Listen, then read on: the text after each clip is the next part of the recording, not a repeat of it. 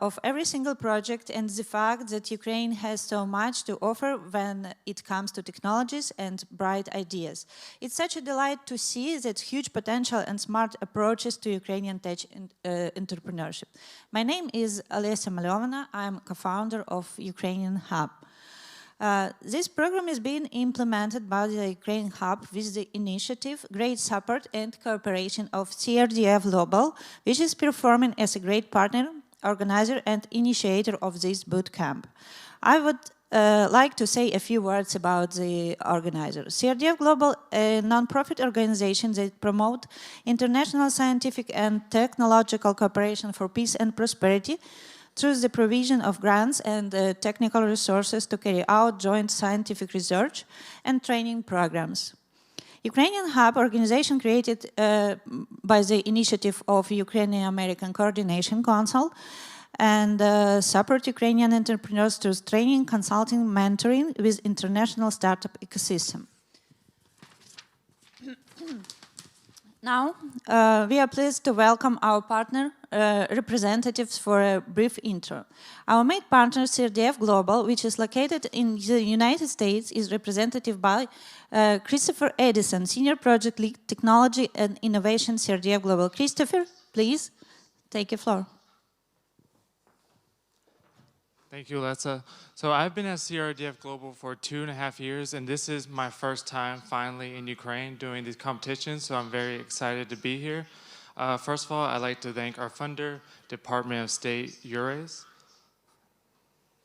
And with the funding from Department of State, URAS, we're able to implement our STEP program, which works with all startups on connecting with different international mentors, as well as develop their business strategies.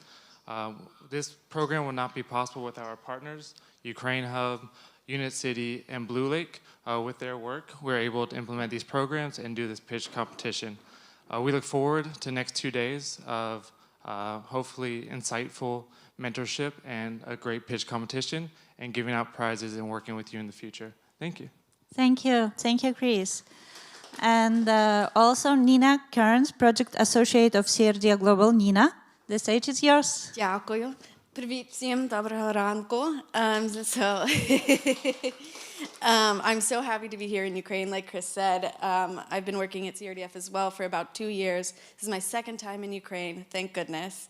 It's so good to be back and not waking up at 1 in the morning or 2 in the morning to do this. So very happy about that. We're so excited to meet all of you in person and interact with you all day and tomorrow as well. And we can't wait to see how you learn from our mentors and grow. And it's so great to see how incredibly fast this startup ecosystem is growing. So thank you for letting me be a part of it. So. Thank you, Nina. And I welcome Anastasia Nosulenko, co-founder at the Ukrainian Hub, a person who brings a lot to the activities of our programs and also brings European expertise to our program. Anna?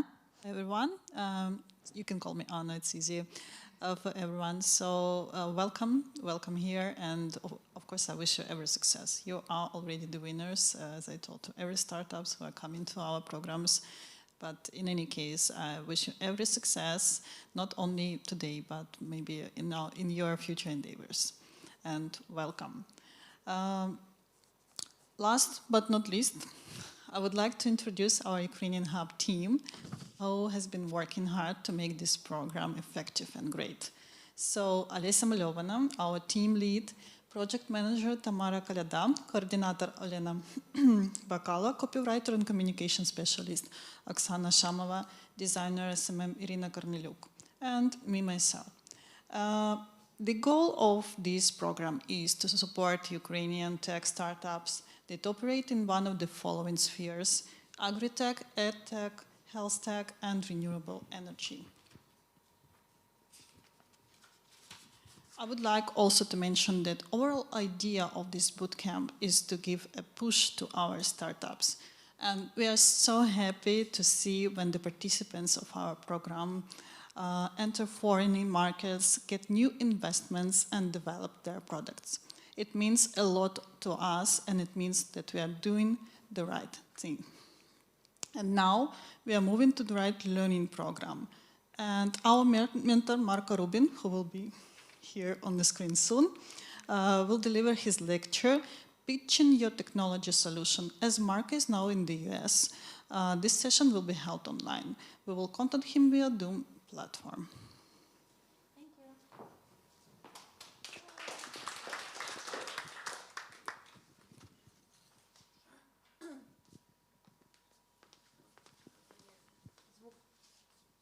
I'll go ahead and get us started. How's everyone? I will launch the presentation in just one moment.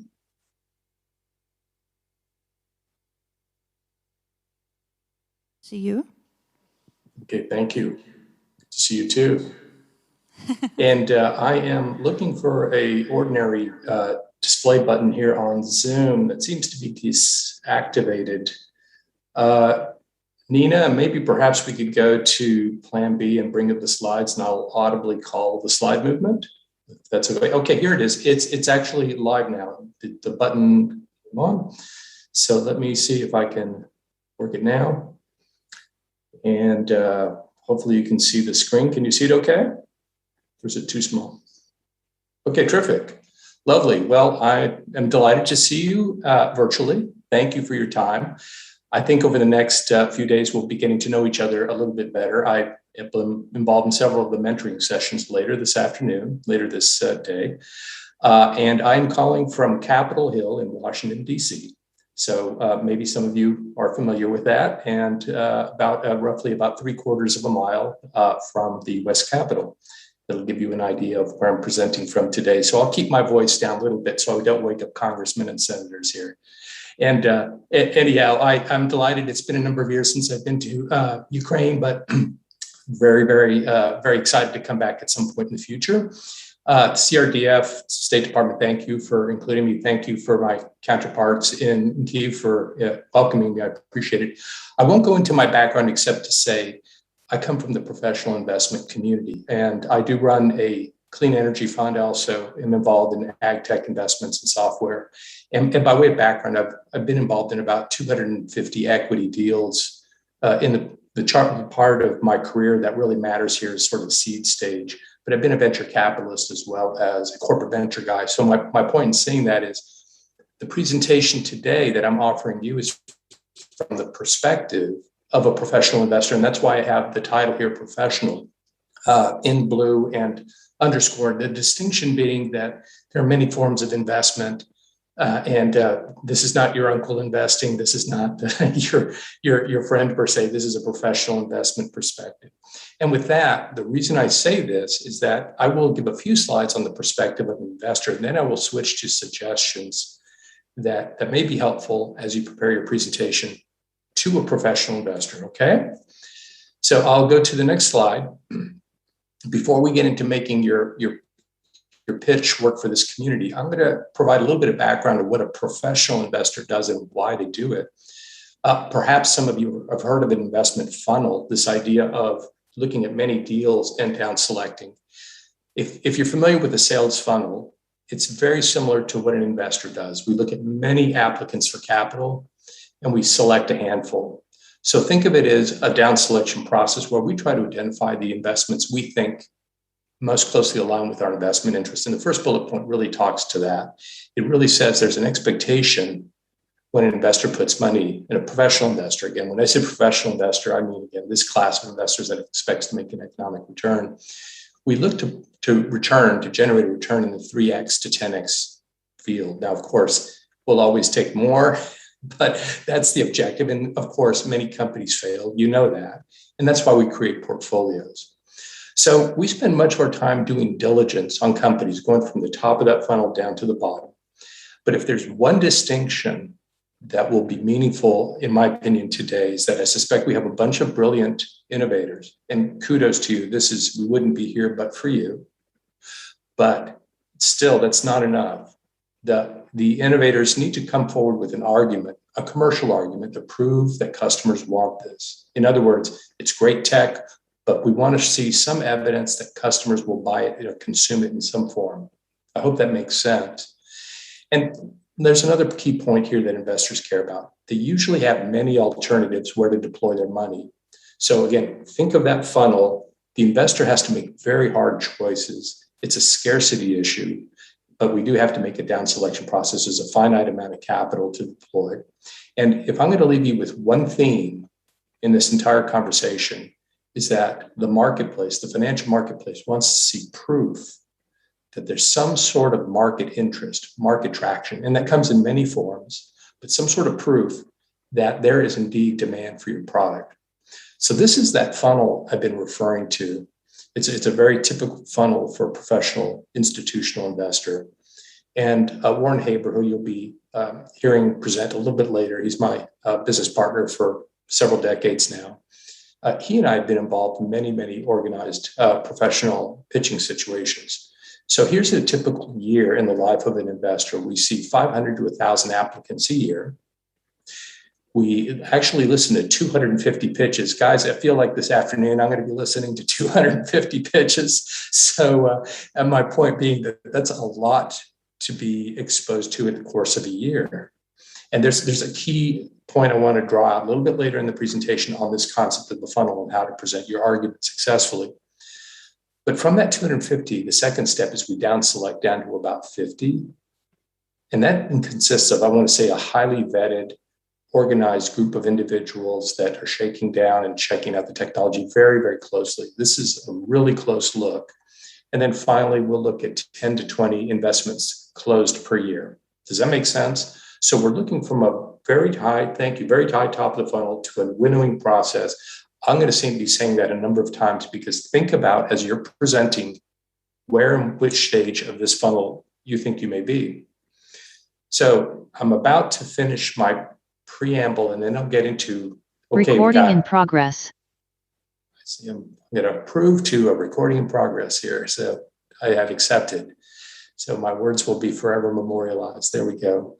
Okay, so you guys have heard about customer discovery. Many of you are probably tired of hearing about customer discovery, but I'm going to bring it up one more time. What is it and why it matters? Well, customer discovery is some form of proof, some form of evidence that the market cares. And it can come in a variety of forms. It can be a study, it can be a survey, it can be conversations, it can be letters of intent, LOIs, it can be a purchase order, it can be monthly recurring revenue. That's a spectrum.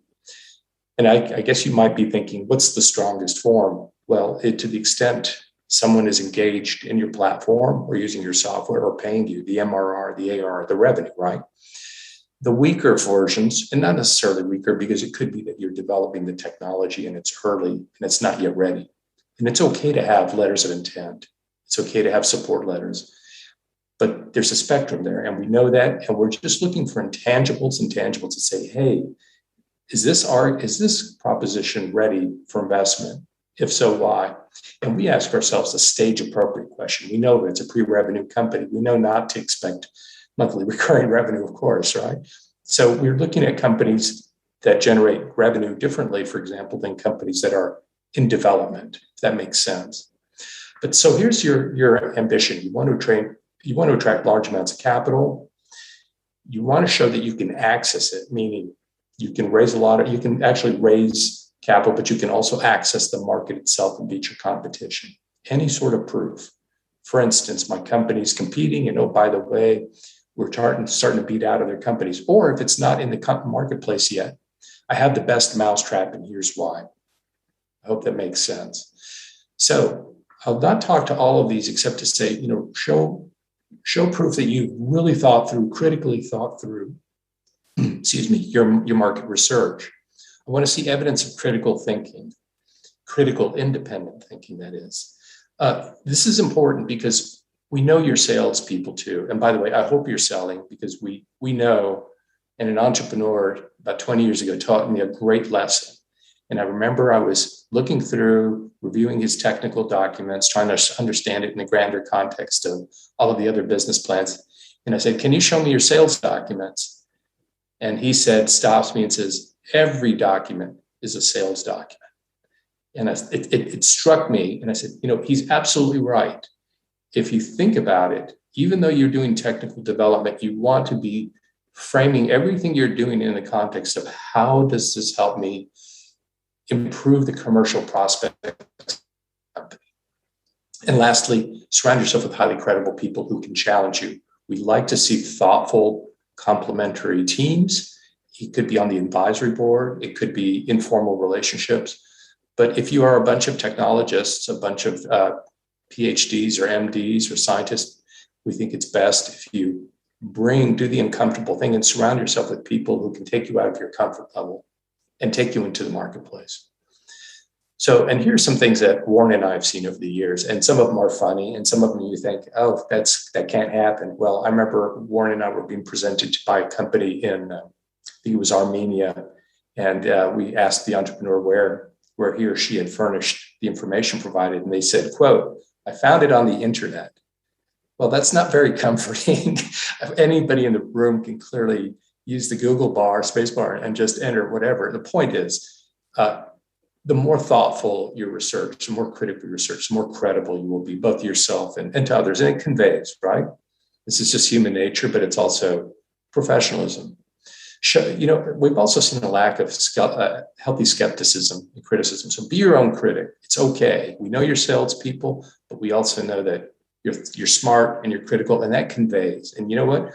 If we're going to be partners with you for 5-10 years, we want to know, hey, are these people we really really can think critically through, who are honest with themselves and with us, and can tell us bad news when there's bad news? And we know there's bad news all the time in startup land.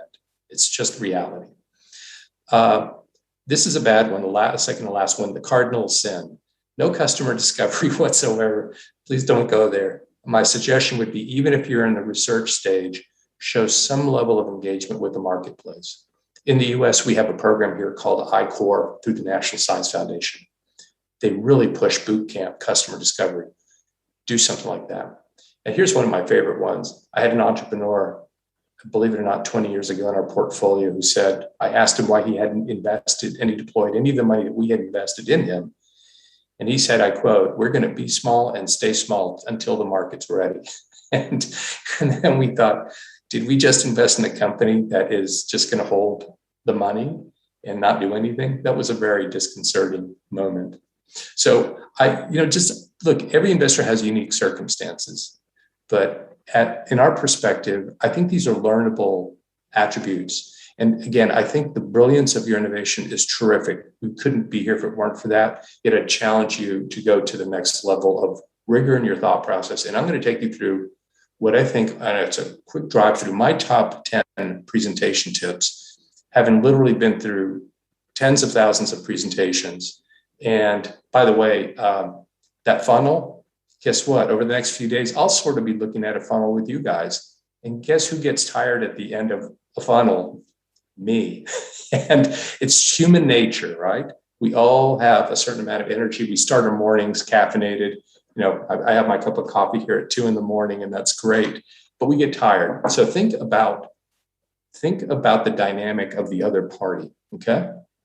All right. So top 10 presentation tips. This is what you've all been waiting for. So here we go. So first and foremost, we've talked about this. And by the way, these are not my top 10 in order of importance. Research your audience priorities in advance of the presentation. It could be that the presentation to a professional investor, like from another investor, it could be that your investor that you're talking to puts a happy preference on monthly recurring revenue.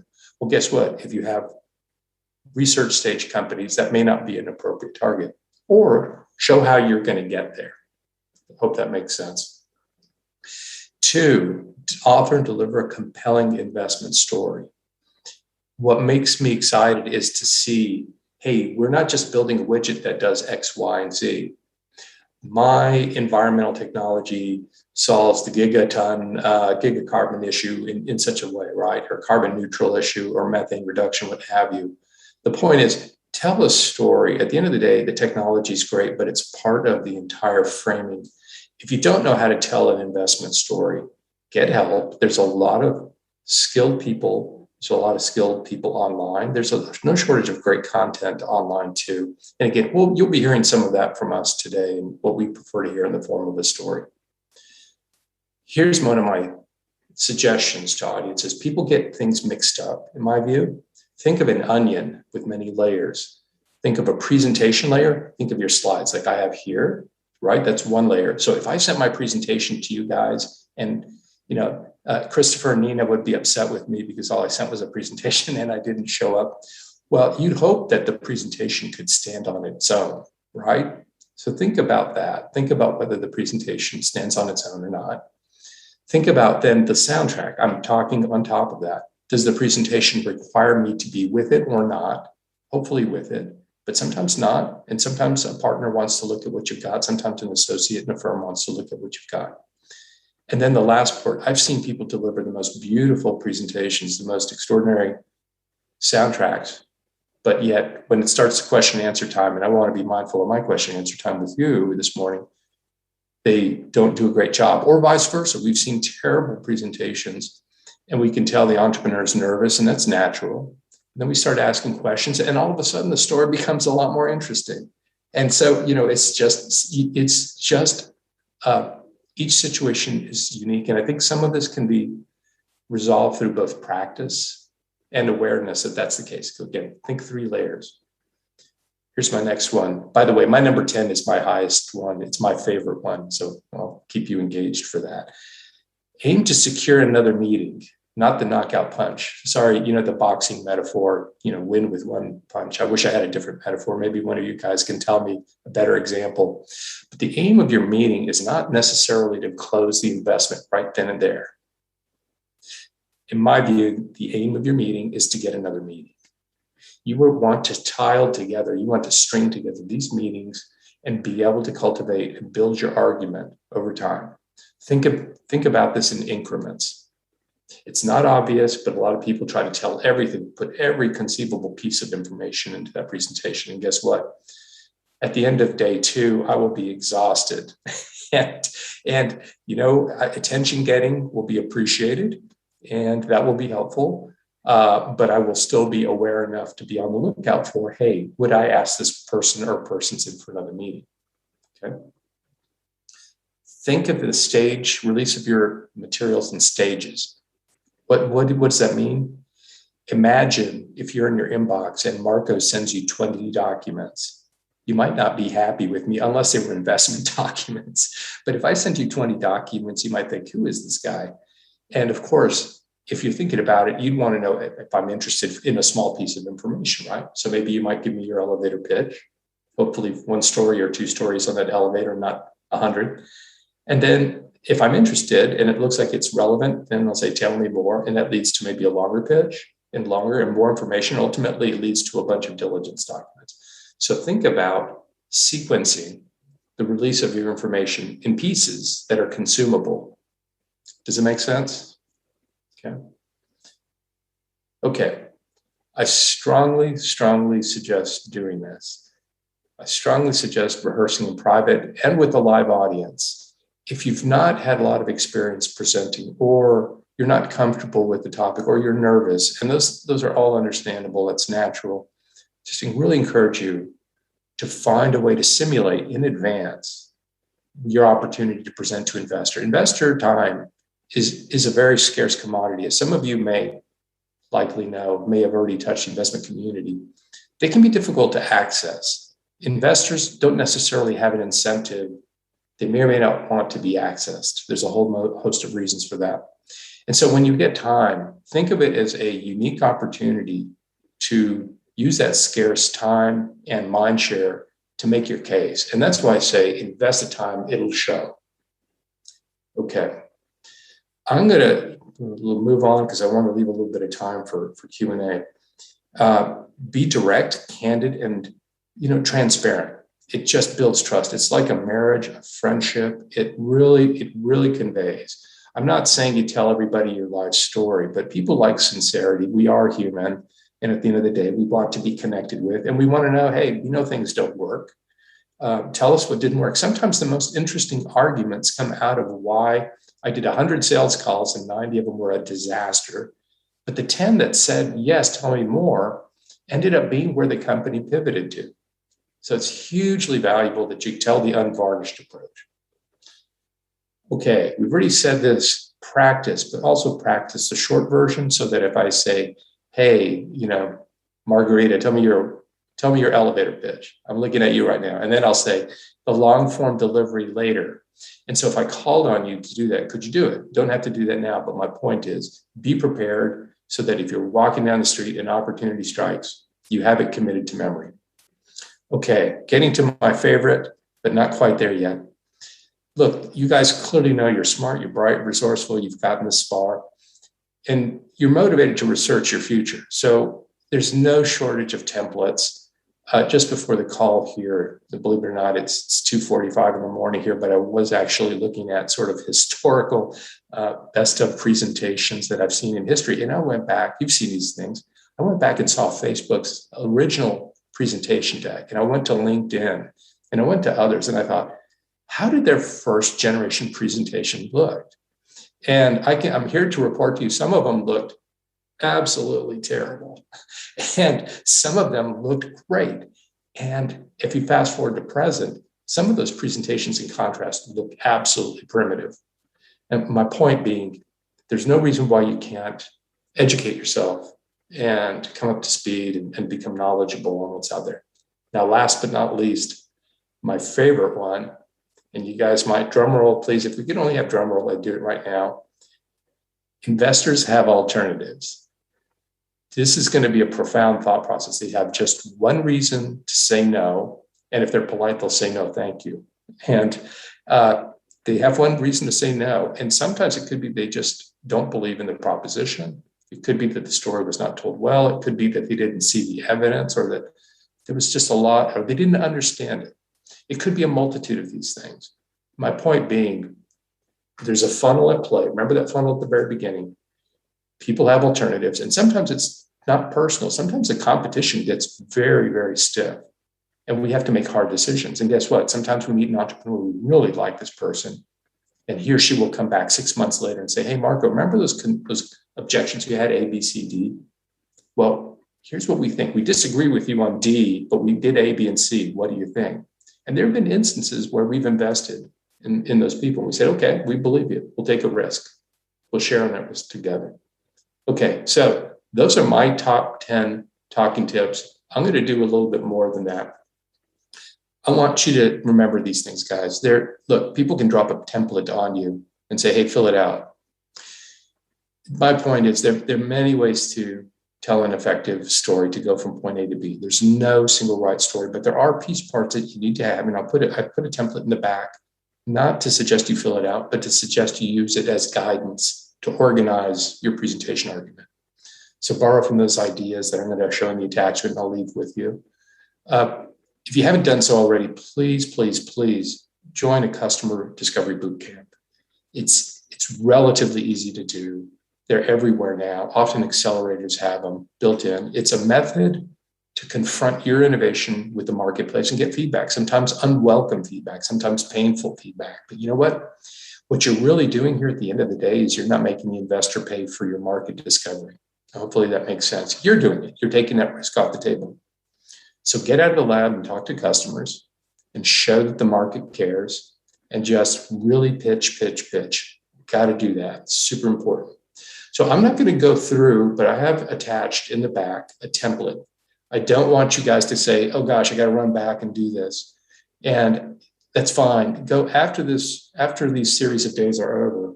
Just make sure that these pieces are somehow, somewhere, either in your soundtrack or in your presentation. I don't necessarily want to see them in this order, but I want to see evidence that these pieces are there in some form. And, you know, some of this will look pretty standard stuff. And you might think, I got up early this morning just to see that. Well, it's not that we're going to walk you through this template in detail. You guys can do that just as well as I can. But my point is these pieces ought to be here. And think about it. You're accepting other people's money.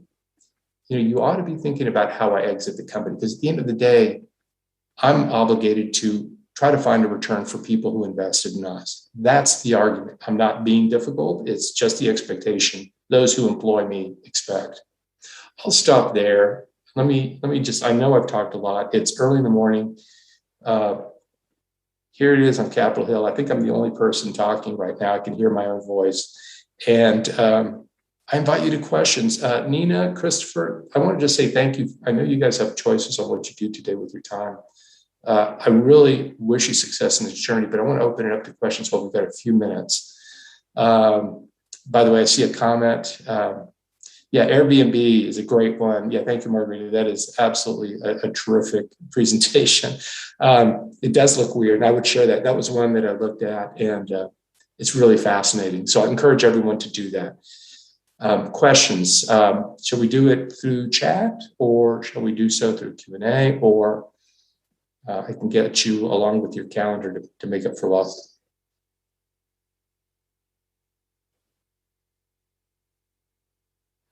Perfect. Yeah? Okay. Yes, absolutely. Please raise your hand if you have some questions for the Marco, and we can bring for you the microphone. Okay. Hello. Thank you for your presentation. My name is Andrei. I wanted to ask you about unit economy. Like, a few years ago, I heard that everybody talks about unit economy and that you need to have the slide with unit economy. Is it still actual, like, and is it like acceptable for like manufacturing startup where you want to like make stuff like the product like real product that isn't like countable in bytes and some graphs and statistics. It is countable, but not as easy as clicks in the app. Yeah. Thank you. Very good. Very insightful question too. And there are a couple of components to what you described. And let me just start in reverse order. Investing in software as I do, but I also invest in what I call metal bending companies, meaning manufacturer. there's a very distinct property and quality about those two types of companies. You're exactly correct. When you pivot in a software firm, you can survive that. It's a 1 or a 0, and you can recode that. It's much harder to pivot when you have, again, a very complex piece of machinery, when you have an aircraft body frame, when you have a medical device. So fundamentally different risk. To answer your question about unit economics, in my opinion, unit economics depend upon the type of proposition, as you pointed out, and I appreciate your insight. That is exactly right. I value it. In fact, I serve as a reviewer for the U.S. National Science Foundation. And when I see an argument that says, hey, my machine will reduce the cost of, you name it, I mean, fill in the blank, I got to be careful, water treatment by an order of magnitude. Well, that's great. You're not only making maybe a water purification argument, but maybe you're making an economic argument. It takes less energy to push this water through. And if you make that claim, then I want to see an argument about unit economics. Walk me through the pieces that say, hey, if there is a cost proposition, cost advantage, if there's a relative performance of competitors, I want to see some critique. Now, here's the thing. Maybe at the initial presentation, you might say, hey, Marco, our unit economics show that, at scale, year 5, maybe, fill in the blank, X number of hundreds of thousands of units, we can drive the cost down of these devices, these widgets, to X. But here's the concern. The absence of unit economics when you make a cost reduction claim raises a bit of a flag, or at least it makes me wonder, hey, either this is an omission or they haven't thought through the claim yet. So the more proof you can show, or at least have, remember, think in layers. You don't have to give me all the information at once, but a chunk of information. Say, Marco, we believe we can reduce the cost by 10x. And oh, by the way, we have the unit economics argument to support that. Let me know if you want to see that or when you're interested. And I said, great, let's hold that. Let's go through the rest of your story. So yeah, in my opinion, it depends, and it depends on the sort of proposition. Software, less so in my view. Again, it depends on whether we're talking about what kind of enterprise software. It usually is a different proposition, but I absolutely believe that's the case in most metal bending, tangible sorts of ventures. Great question. Thank you. Okay, another one? And the sound of silence. Either that or the microphone. Okay. Hey, my name is Vitaly. Quick question. So in case you're limited in, like in presentation, for example, 3 minutes, and you have to show the video, should you kind of put it in the presentation, or you need to find another way to present your startup? So it sounds as if the video might be crucial, and thank you for the question. It sounds as if the video might be crucial to your telling the story clearly. So there's a hazard, there's a pro and a con to doing it, and it's back to the curse of the demo. In fact, I could have done my top 10 using animation, and I've just discovered the hard way. Guess what happens when you put animation? Things freeze up, right? It's the little things that can really disrupt your flow. I'm not saying don't do it. I'd say keep it as an option. And if you think your audience, it will benefit their understanding of your proposition, that's great. But if you think it tells a cute story, then maybe tell a nice to have, then put it aside. But if there have been instances where we've had an entrepreneur, we have no idea what they're doing, and then they show a very clear video of what it does, and all of a sudden the light bulb moment happens, right? And then we're all kind of on the same page.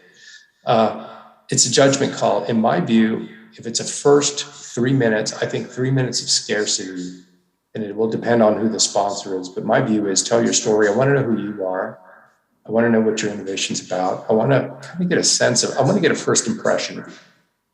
And I'm a firm believer in, you're buying and you're investing in the people. And to me, it's far more compelling to hear you tell the story. But if you think you absolutely have reduced a complex problem and explanation, or something that's not transparent, make it transparent and see the benefits in a video, sure. But bear in mind, I've seen it backfire so often, especially with Zoom, in this day and age of Zoom calls, Google Meet, what have you. I guarantee you these things, it may not happen in your presentation, but if I see 10 presentations a day, it's going to happen at least once or twice. So think about if you want to take that chance too. It's a great question. We struggle with it. We don't have a real clear black and white answer to that. I tend to be of the view that you want to tell your story as you are as a human being in the manner you have, unless told otherwise. Okay. Cool. Thanks. Thank you. And welcome. we have some online question. Okay. Yeah. Hi. Yeah. Please. I hope. Yeah. Yes, I'm here. I hope I can be heard in the studio too. So my question is regarding the first point of your top 10 presentation tips. How do you perceive what is the audience priority in competition like this one, like Open Innovation Tech Challenge? That's an interesting question. Yeah, thank you, Margaret. So when you remember that funnel, to the extent you're on the top of the funnel, at the top, chances are, I don't know who you are. Chances are you may not know very much who I am. In fact, you might go to the website, right? This is expected.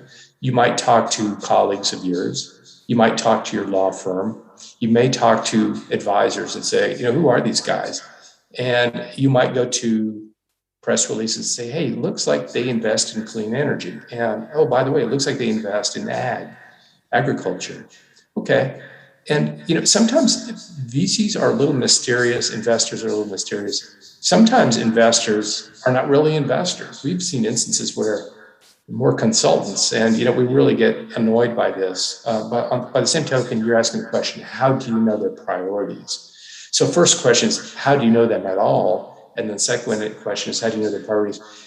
If you're talking about an investor, and I'm assuming that's the audience we're talking about, my suggestion to you would be, to the extent they have posted portfolio companies, there's a lot, usually professional investors will post companies that they want to showcase publicly. Some companies do all of them. Some companies select their best stories, right? My point being, you can find a lot about an investor's preferences by looking at the way in which they deploy capital. If you really want to get to the truth of what people are doing, they vote with their checkbooks, right? There's another thing. Sometimes investors, you may want to even talk to the entrepreneur, or sometimes I've discovered a law firm shares both the entrepreneur that received investment and the other one says, hey, can I speak to this guy? Or can I speak to her because she was successful closing the Series A?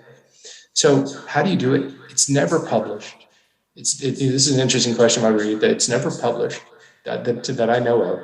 There is an implication that you need to do a little bit of private research. It's almost like your own private investigation. You're diligencing the other party, right? Are these people difficult? Are these people technically oriented? Are they short-term investors? Are they long-term investors? Create your own persona. I don't know, you may have gone through persona exercises of customers. I would encourage you, it's almost like you're doing intelligence on another organization. Try to find out what their behavior is. And I guarantee you the best form of prioritization is how they vote with checkbook. That's ground truth. The rest is all support. Now, you may want to find out that it could be that sometimes their website's really clear what they do. We only do healthcare-based SaaS software, really specific. But there are other cases where they're very general. And by the way, this is another point where the past 10, 20 years, there's been a trend in professional investing to get very specific by venture firms, something very thematically specific. A lot of micro firms that do that. They'll only invest in healthcare. They only do devices or whatever.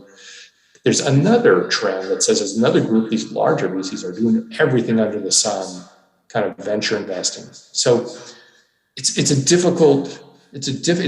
excellent question. It's a difficult question to answer clearly, but I would say, I think you need to do your own investigative research and construct what you think their best priorities are. And I would strongly encourage you to think about moving from the top of that funnel down here. If you have relationships with a law firm, you move down here. If you are coming in from the wild, you are up here. Does that make sense? Okay, great question. Thank you. Thank you so much. Yeah. You're welcome. Thank you, Marco. Any other questions? I think it was the last question because we have not enough time. Sorry for that, but we have a great opportunity to talk to you on the mentoring session. That's right. And in about 5 hours, right? Yeah, thank you, Marco. It was very useful to learn from your experience. Thank you a lot. And now, dear participants, we are moving further for the lecture of the professor from IE Business School from Madrid, Spain. And welcome to our virtual stage, Professor Joe Haslam. Maybe Anna can help me with the introduction of Professor. So, just a second.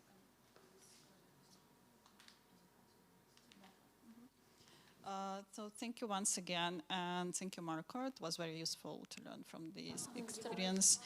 And now I'm introducing the Professor Joe Haslam, Executive Director and Owner Scale-Up Program at IE Business School, Madrid, Spain. And the lecture will be dedicated to the scaling up. It was the question from the audience this morning.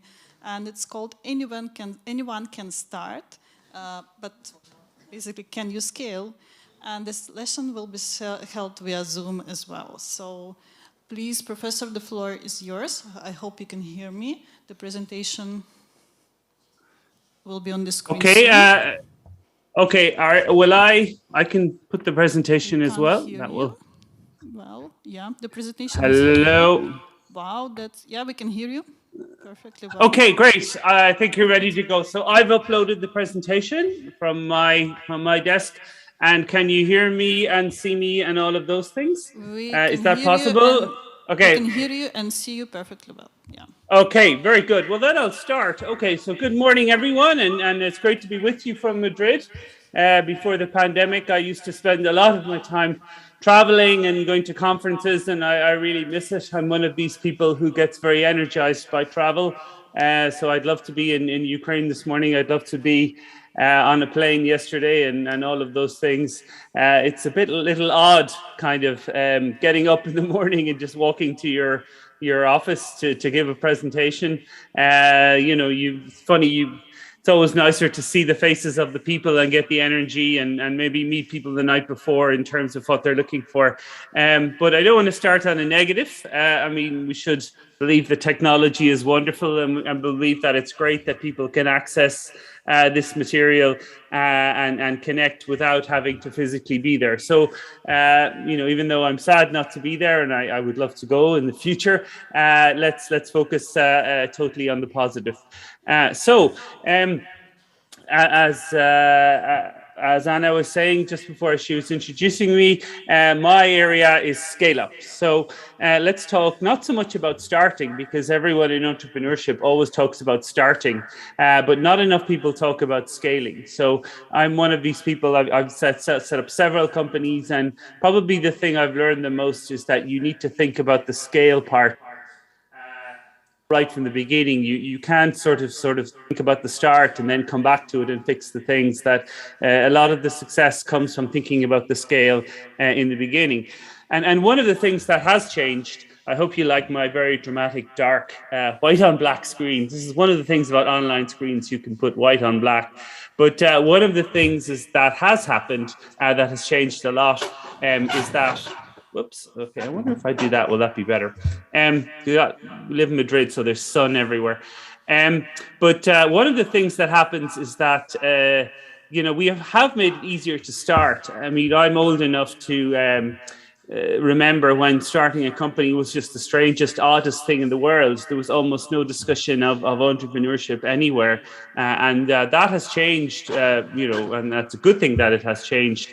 And you now have like the media and the press talking about entrepreneurship, and you have sort of lots of positive stories and messages, books and things like that. So it's become easier to start a company, but it's become much harder to scale.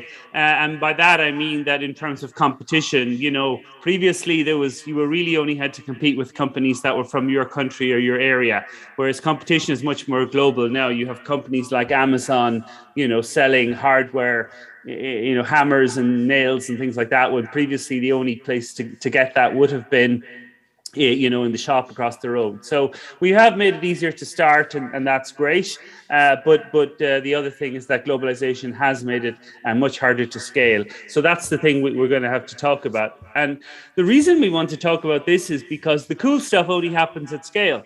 This is sort of like, I don't know whether you think about anything in your life that some people say, like, that anyone should be able to play football. We shouldn't just focus on the best players, or anyone should be able to sing. We shouldn't just focus on the best singers. But it's undoubtedly true that the really cool stuff in entrepreneurship happens at scale. And this is much more true in things like energy, education, healthcare, communications, food, these kind of, shall we say, I mean, some people call them deep tech or beyond kind of consumer applications, that all of that cool stuff happens at scale. If you want to do something in energy or healthcare or communications, I mean, you really need to be thinking of scale, because first of all, the benefits, I mean, these things are very expensive, and you can only really provide them as services if you can reach a level of scale. So, scale is a sort of a magic word. I spend all my life, my children sort of laugh at me because are you giving a presentation tomorrow, Daddy? Yes. What's it about? How to scale. It's sort of like one of those things that, sometimes just to be different, I start talking about biomimicry or something like that. But really, I'm a guy who's just completely obsessed by the word scale, and really obsessed for people to try and understand exactly what scale is and why it's important. And it's important is only set to grow. This is Mark Back, and as he talks about software and network effects, I always talk about WhatsApp, which is something you would know well. I guess it was started by a Ukrainian, but it's a very what made WhatsApp interesting was network effects and software. It was fundamentally quite a simple application in that all it really did was just allow people to exchange messages. But what made it interesting was the network effects. So these things are going to happen in all of other areas like energy, healthcare, food, and these kind of things. So, what makes WhatsApp kind of powerful is its network effect, which is that it reaches so many people. And then it just becomes, everyone just does everything. In Spain, like literally, if you're on WhatsApp, not on WhatsApp, you don't exist. And that's going to happen in areas like EdTech, where there's going to be like one channel where everyone goes for everything, and everything else is sort of going to be centered. So what you need to start thinking about then is to understand the difference. And I understand that, for people who English is not their native language, and I only started speaking it when I was 4 or 5. If English is not your native language, like to start comparing two words can be a bit sort of unfair. But let me just try and sort of say that there are two words at the same time, that growing and scaling. And most companies ask about how to grow, when they should be asking how to scale. And the difference between the two is that growing is a linear function, and scaling is an exponential function. So what you need to do is think not how you can grow in a linear way, and I'll explain the difference in a second, but instead how you can scale in an exponential way. So those are like the magic two words this morning that we're going to be talking about: growing, scaling and exponential. Scaling and exponential. When I'm teaching in class, I get everyone to say it out loud, like as if they're 10-year-olds, and they hate it. They hate doing it, but I make them do it anyway. So just sort of say scaling, scaling, scaling, exponential, exponential, exponential. So that's really the message I want to try and get across to you guys this morning, that scaling means becoming exponential. So just before I do that, I'm just going to talk a bit about who I am. Then I'm going to explain the difference between startup and scale up. Then I'm going to explain the difference between linear and exponential. And then I'm going to show you the EXO canvas, which is something that, you might find interesting or you might not. But as a tool, it is something, it's a very good basis in which to look at the problem. And then finally, I'm going to give you a list of resources, places you can go to find out more. The wonderful thing about the world we live in now is that, just fantastic resources available on the internet. There are, speeches made by people that have like 500 views on YouTube, and it's very useful information. So, you know, from somebody who came from a country where it had one television channel that was on for half of the day, I find this stuff absolutely amazing that you can get access to these resources. So a bit about me, if you're worried about my accent or trying to understand where it comes from, I was born in Ireland, a small little island in the Atlantic, but I've lived in 8 countries, so my accent sort of wanders around to different places. But I've lived now for 16 years in Madrid, which is the capital of Spain. And Madrid is the home of IE Business School. And this is what IE Business School looks like. There are some alumni on the call. It's great to have you. And I teach really the scaling programs in everywhere. You know, one of the things about IE is that entrepreneurship is our main focus. So because of that, I teach executive programs. I teach like 18-year-olds who want to set up businesses, 22-year-olds, MBA students who are 28, and finally executive education, which are people in their 40s who are still thinking about setting up businesses. So, you know, everything to do with scaling. And I'm one of the people on the front of the building, which always makes me very happy because there's so many beautiful people on the building. It's very nice to have me up there as well. So as I say, we are leaders in entrepreneurship. So because of that, everyone has to take an entrepreneurship course, which is, you know, very interesting for me in terms of learning about things that go on over the world and learning how electricity grids or, you know, work in different countries and all of these kind of things is absolutely fascinating for me. And this is the main program I teach, the Owner Scale Up program, which is a small number of entrepreneurs that get together and you really learn as much from the other entrepreneurs. I mean, this is something that's very different to working in a large company where everyone is sort of political and careful, that entrepreneurs really have to engage with each other. You know, they really have to. So, you know, the group of people in this tech challenge, you should really be helping each other. You know, who are you talking to about raising money? Where are you raising your talent? What software are you using, et cetera, et cetera. I mean, that's the only way to make progress is to find out what other people have done and build from them. There isn't time to work out everything by yourself. So my journey is that I've started a number of companies, or at least co-founded a number of companies. And this one, Marrakesh, we raised $75 million and scaled to 250 people, which made me interested in scaling. More recently, Hot Hotels, and we were the first company from Spain to be accelerated by Techstars in the USA, which is, by the way, run by a Ukrainian, Simeon. So it was very interesting to talk to him. He had a very interesting life, Simeon. Someone might know him because you never know how these things. They wrote a book about him playing poker in Vegas and things like that. But very interesting guy and a very friendly guy as well. He invited us to his house and things like that. And I used to spend a lot of time as a conference going around and speaking, and a lot of time going on television. And we also, more recently now, we have a course on Coursera. So I have the #1 course in Coursera that deals with scale up. So if you find what I'm talking about to be interesting, you can go on to Coursera and take the course where you can find out more. So startup versus scale up. And you always have to begin with this phrase from Steve Blank, who, by the way, I think I'm talking so much Ukrainian, but his parents were Ukrainian, which is a sort of interesting thing. He changed his name into Blank, probably to make it easier, but his parents were Ukrainian. So sort of interesting fact. But, you know, you meet so many people who are doing startups, and you know, they don't really know what they're doing, in the sense that they haven't really thought about, you know, the actual thing that they're doing. And startup features two really important things. One is that you're searching for a scalable and repeatable business model. The first thing is that you're searching.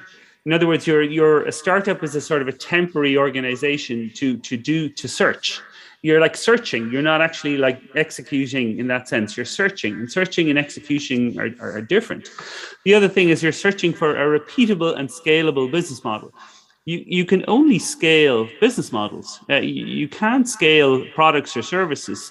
So, you know, even though business model is one of these fancy words that, you know, business school professors often say about, business model, like you actually need to know what that is and why because you can only scale a business model. You can't scale a product or service. You have to, think about the whole loop about, where everything fits together. You can't just think about like making one thing in a kind of a transaction. So everything you're doing from the beginning, from day one of your startup, is searching for a scalable business model. And that's actually, quite a revelatory piece of information. So many people I meet in startup land, don't know what they're there for. Don't know really what the task there is trying to do. It's like playing football and not knowing the rules. The number one rule of any game is to know what game you're in. And I see this so often when I hear about why companies failed. And companies, they give all sorts of reasons why they failed. Everything from, we ran out of money, or we couldn't raise people, or the founders kind of, were fighting or something like that. But the truth is that actually all startups fail for one reason and one reason only, which is they don't find a business model. If you find a business model, then everything else kind of falls into place. You don't have any problem raising money. You tend not to be fighting with your customers or your co-founders. You tend to find great talent. So all of the things fall into place if you can find a scalable business model. So that then becomes your main task. And in fact, the job really of your business plan is a list of experiments. That's to try and find out what your business model is. And in that sense, you should look much more like a science lab, rather than looking like, like they do on TV, Silicon Valley, HBO with foosball tables and stuff. No, what you're doing is experimenting and moving things from the known column or the unknown column to the known column. And if you're a guy like me who's been doing this for it frightens me to say it, but in one way or another, I've been, doing startups all my life. I was the kind of guy that in the schoolyard was selling things. Just experiment mode is the way I think. Like everything begins and ends with, okay, what do we know? What do we don't know? What experiments we run in order to know what we don't know? And it becomes, it's actually automatic. I even have to sort of I do it without even thinking I'm doing it. So in this kind of startup mode, what you are basically doing is questioning and experimenting.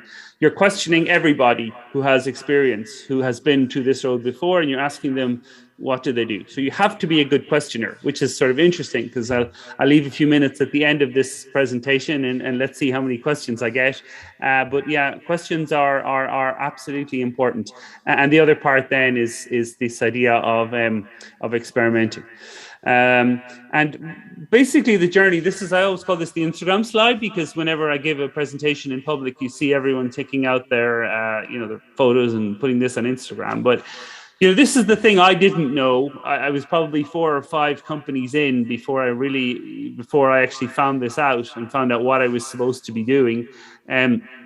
And what you're supposed to be doing in a startup or a pre-scale up, as I prefer to call it, is experimenting and then doubling down on what works.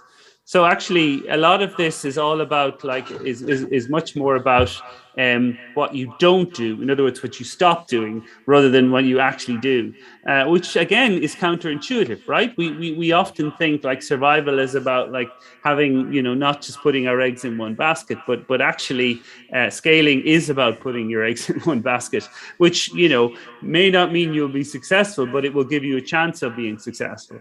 So if you want to fail in the conventional way by not making decisions, you can do that. But if you want to give yourself a chance to win, it does involve doubling down on things that work and stop doing other things. So the magic of scaling up is doubling down. The lovely good people here in the IE communications department made this graphic for me. I've just noticed I'm wearing the same clothes in this picture that I am this morning. But anyway, you never go wrong with black, right? Black is a wonderful color.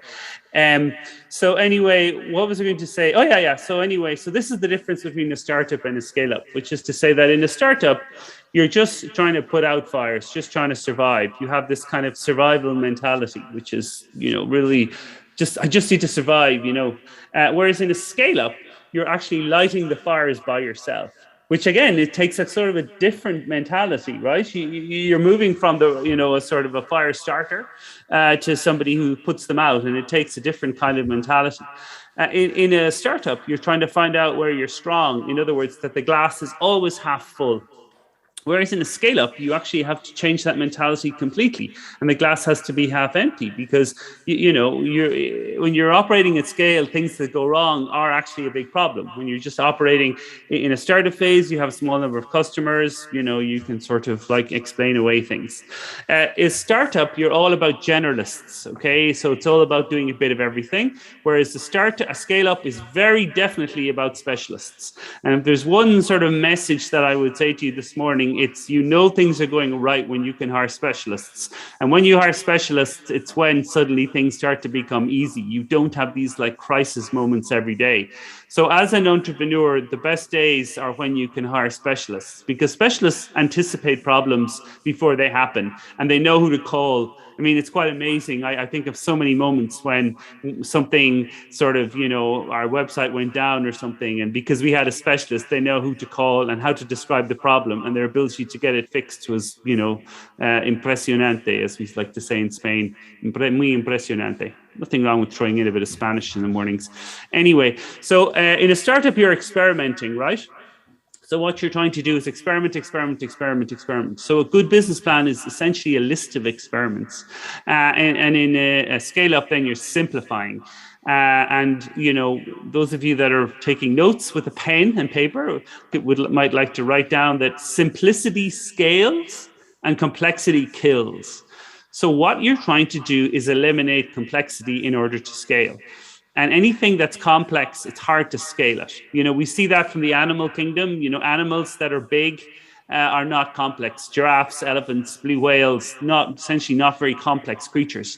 Whereas insects, are extremely, I don't know whether you want me talking about insects early in the morning, but like cockroaches and ants and all these things that have all these antennae, they can't move the energy around the body, so they can't get bigger, which is why they don't scale. You don't have insects that are the size of human beings or anything like that. So that's what you're trying to do. You're trying to sort of double down and eliminate complexity. And that's those kind of things you might think like, okay, presentation, blah blah blah, PowerPoint, whatever.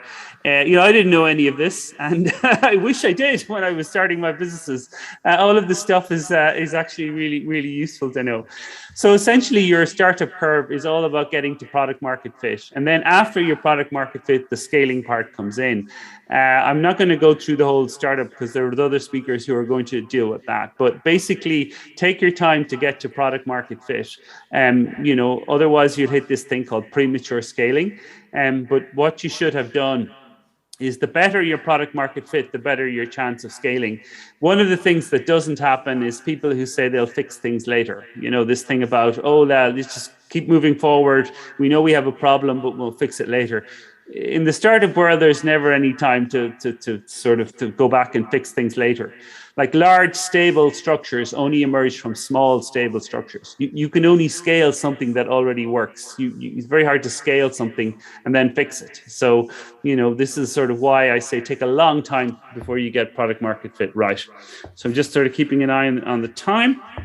Okay, so let's then magically talk about these words, linear and exponential, which is sort of one of the words that it comes out of my mouth every single day of my life.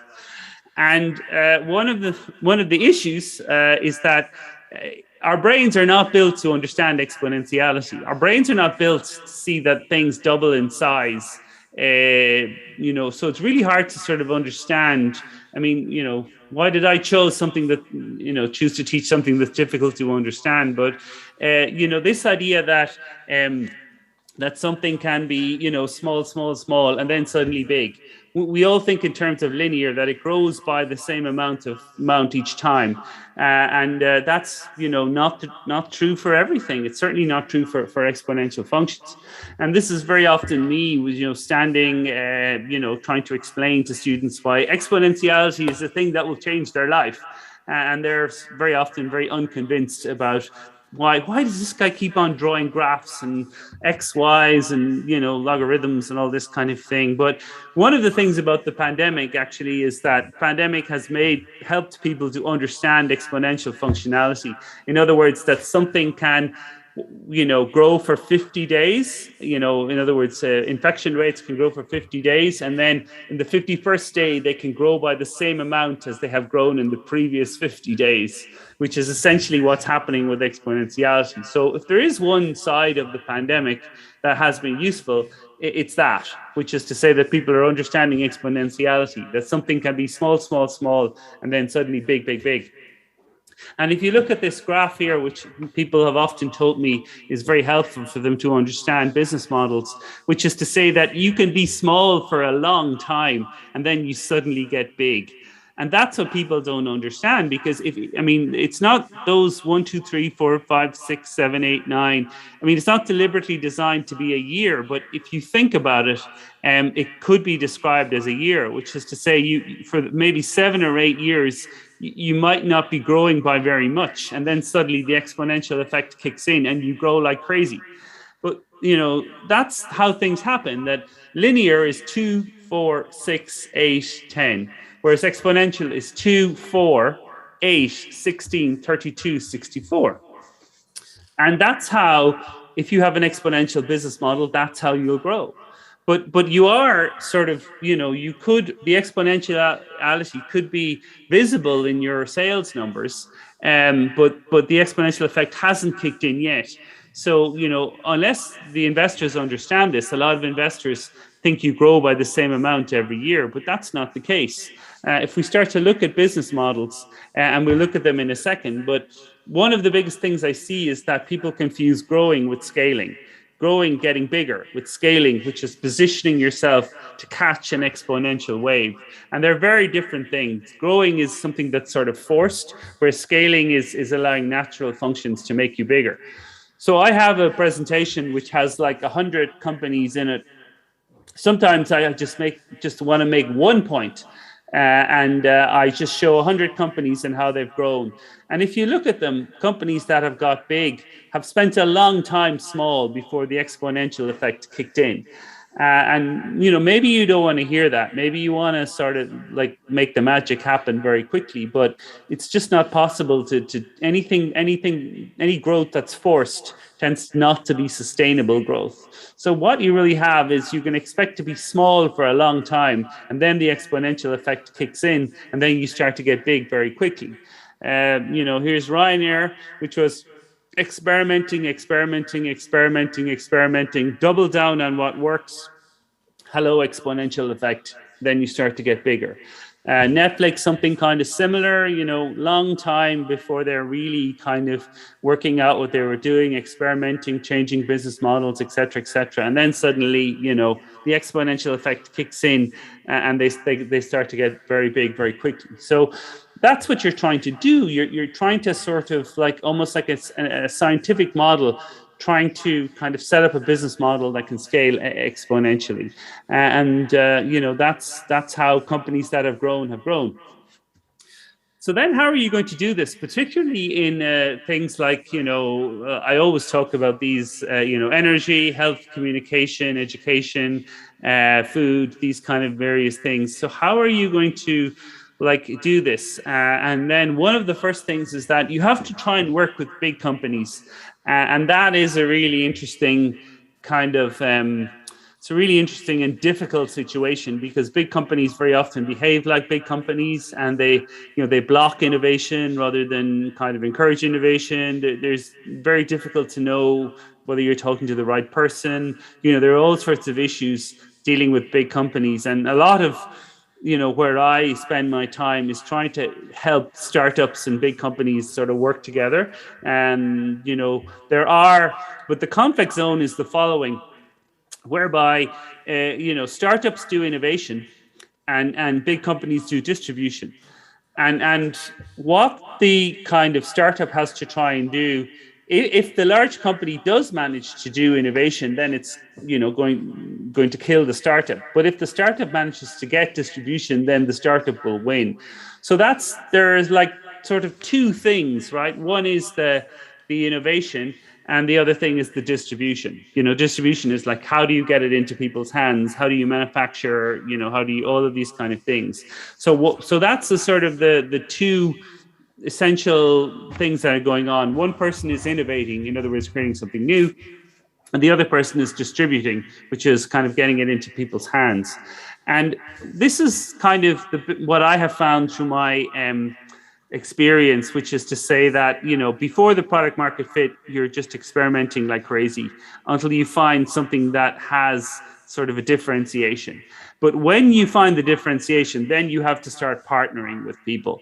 And this is sort of how you scale, because it's really impossible to scale by yourself, because as you scale, you get stress points in so many parts of the company. You can't continue to be an expert in everything.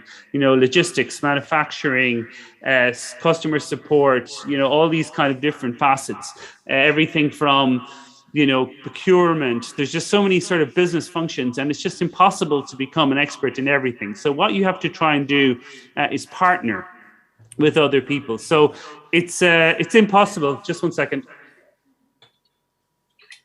Just drinking some IE branded water there.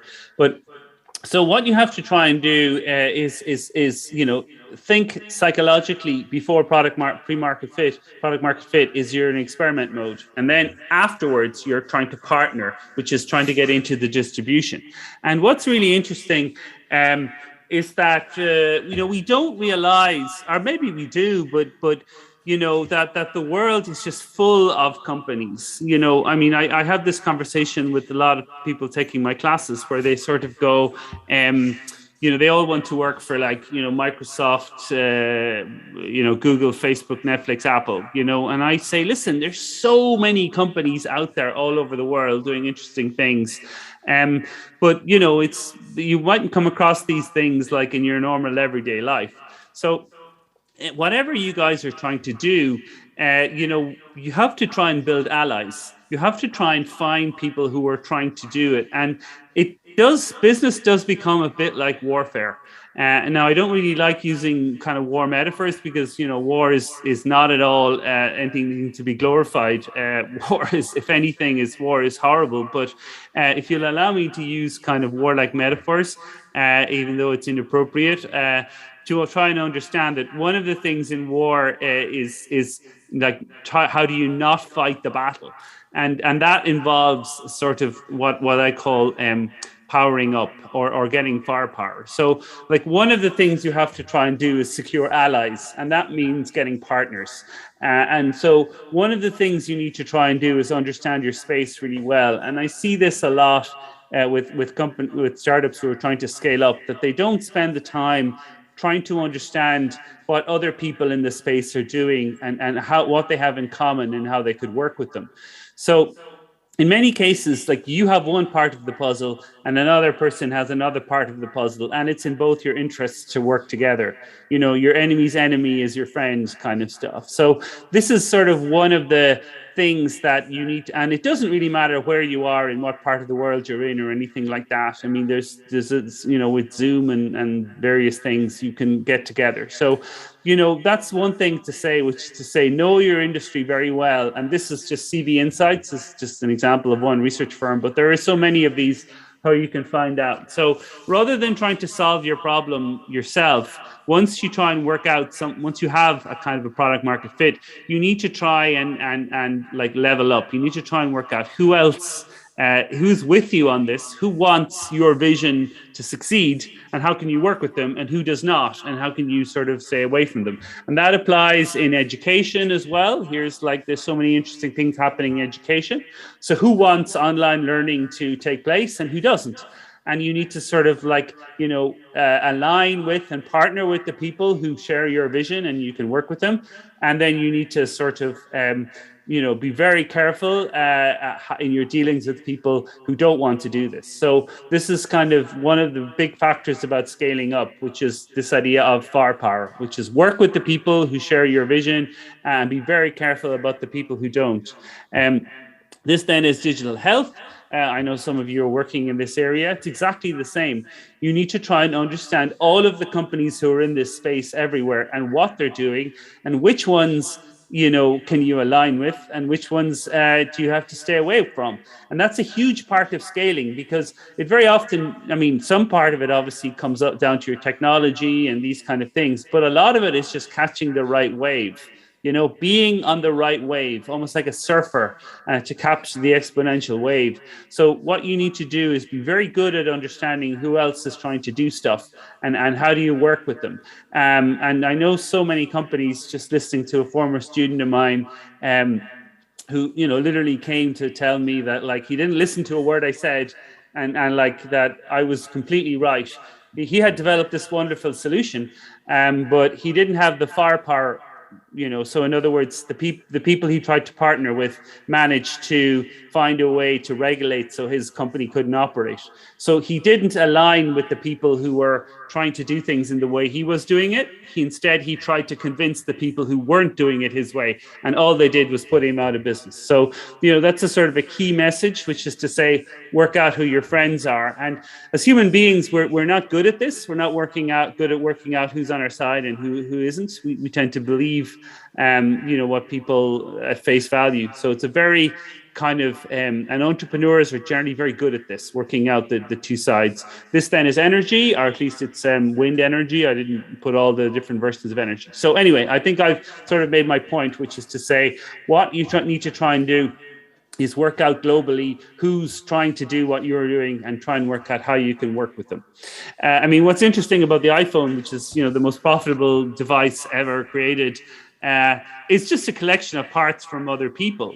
So what they did was they came up with the prototype, and then they found partners to do all the other parts. So essentially that's what you do as well, whether you're in agriculture or education or something like that.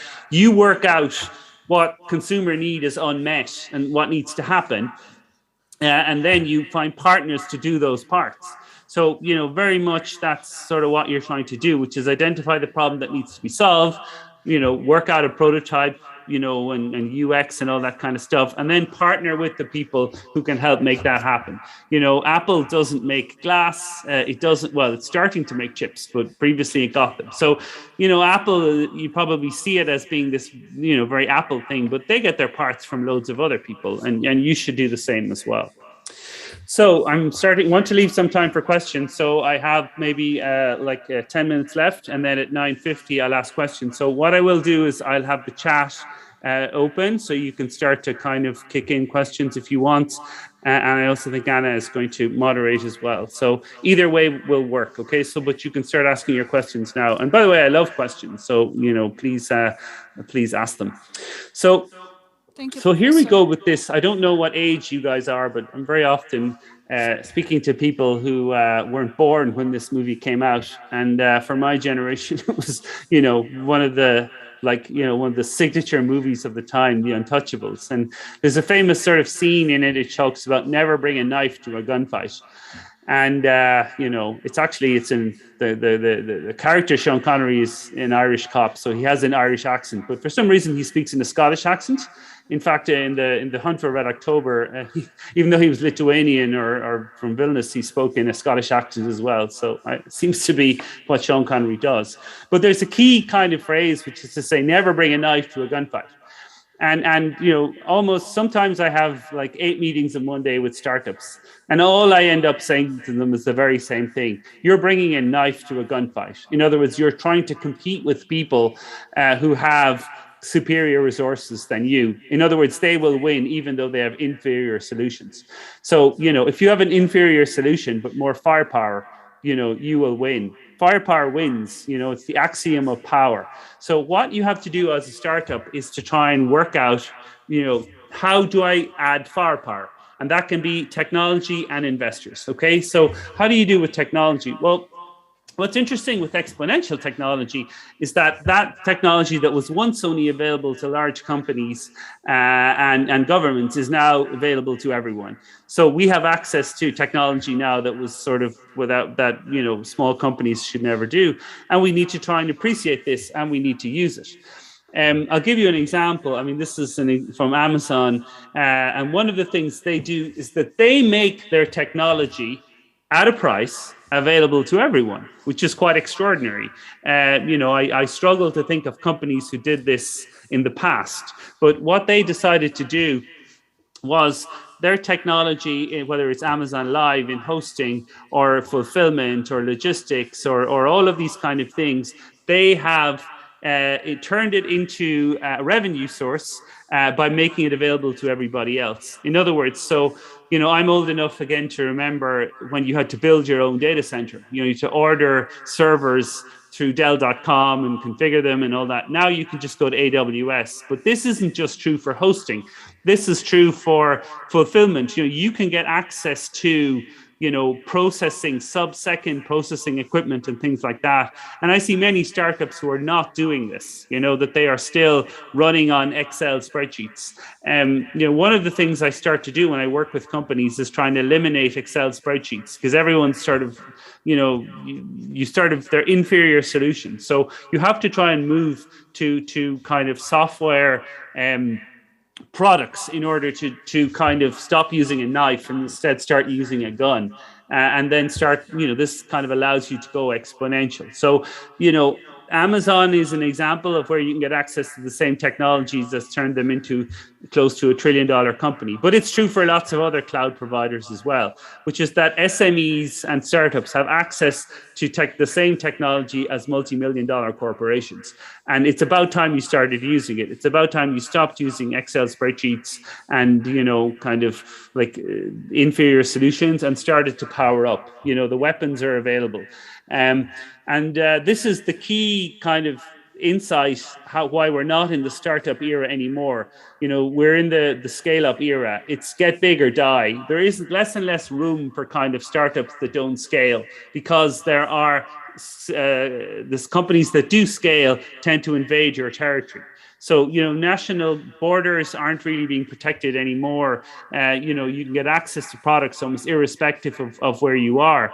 So this is a sort of an era why the startup era is sort of gone.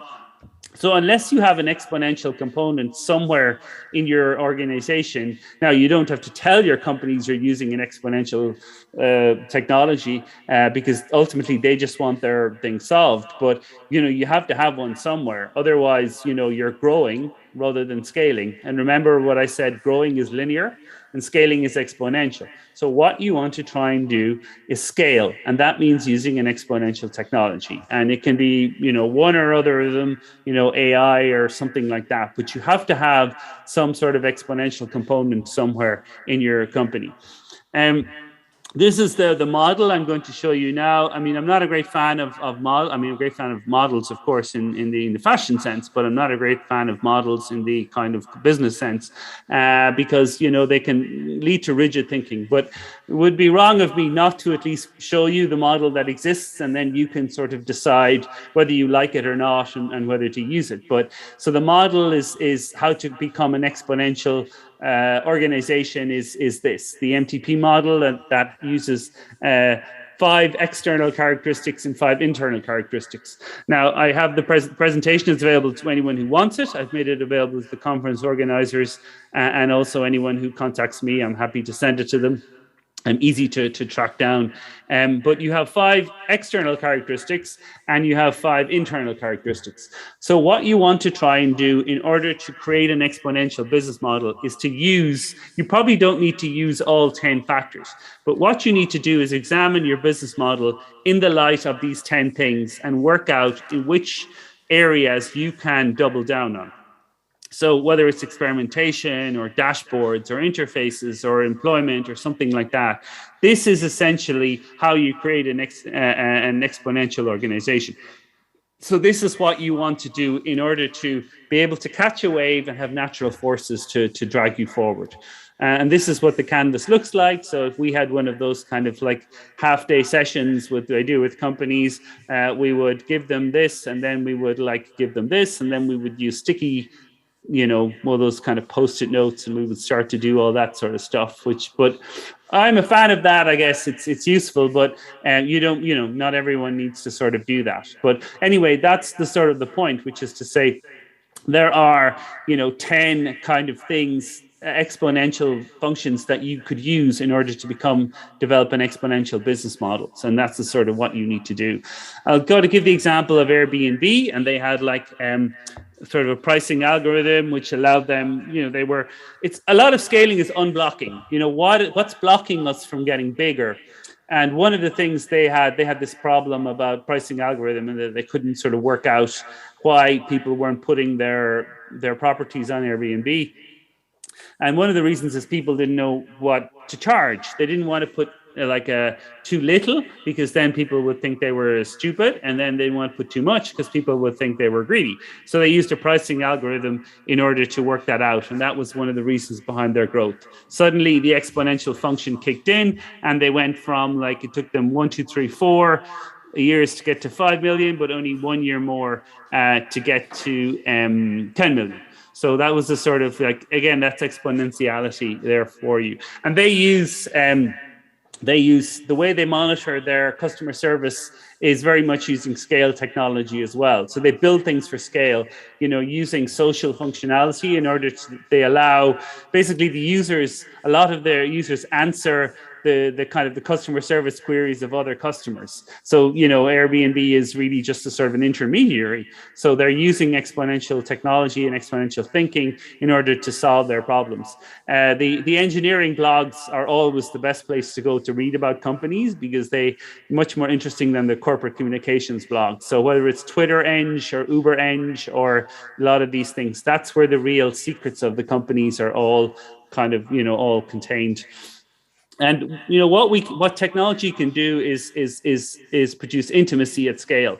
So in other words, I wake up every morning and I say, my computer says, "Good morning, Joe," and all this kind of thing, and it's like intimate. Uses my name, knows a lot about me, and it does that at scale because this is what technology enables. So technology, doesn't have to be this kind of huge thing. In fact, it's the opposite. It's actually very personal. So what you can do is that you can have millions and millions of customers. Even in the case of Facebook and TikTok, you can have a billion customers, a billion monthly users, and still treat them all as individuals. So that's essentially what scaling is about. It's about becoming exponential. And once you start to think about exponentiality, it's hard to think about anything else. And I'm sort of one of those people. I see exponentiality in everything. But once you start to think about that, you see simplifying things so that you can go exponential. I mean, that's really, it's not about hard work or anything like that. It's about coming up with a business model that has the potential to go exponential. So a summary then of what I want to say, and I have questions in 2 minutes.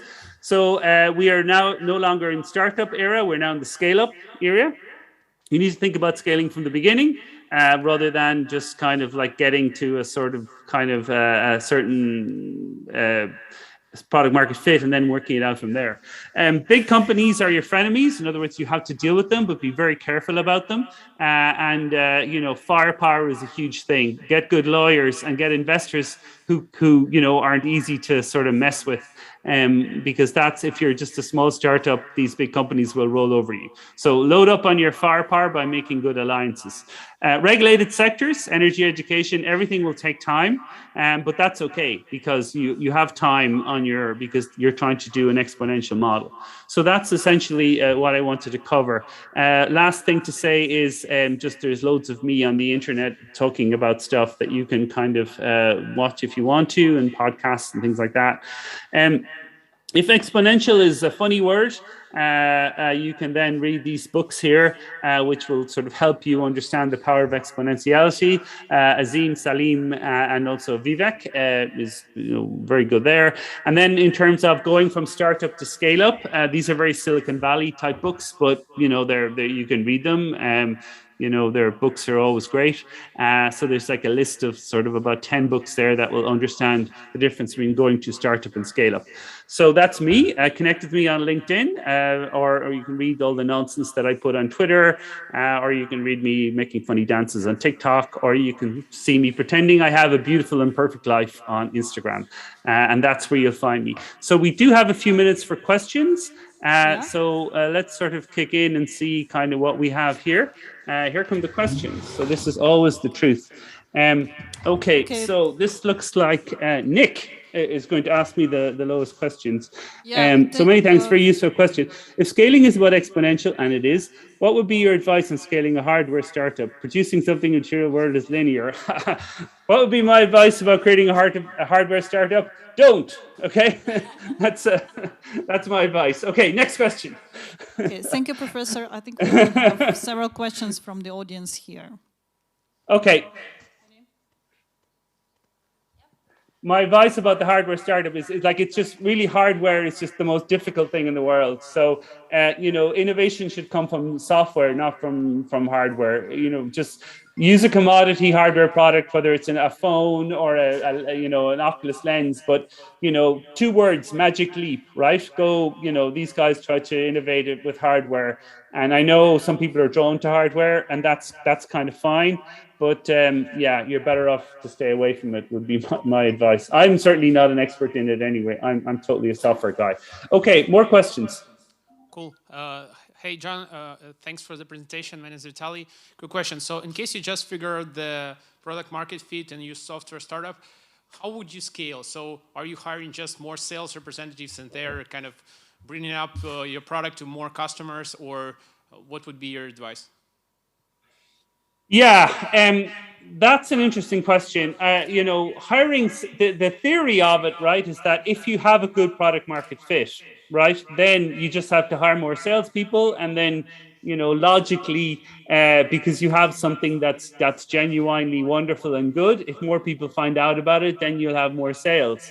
But it doesn't always work that way, because, of course, very often you have a product market fit, and then, other companies react. So you have to sort of think about that. So my big thing is alliances, and that's a sort of, you have to try and develop firepower. You have to try and work with other companies, as opposed to this kind of linear, get your product market fit, hire salespeople, sell the product.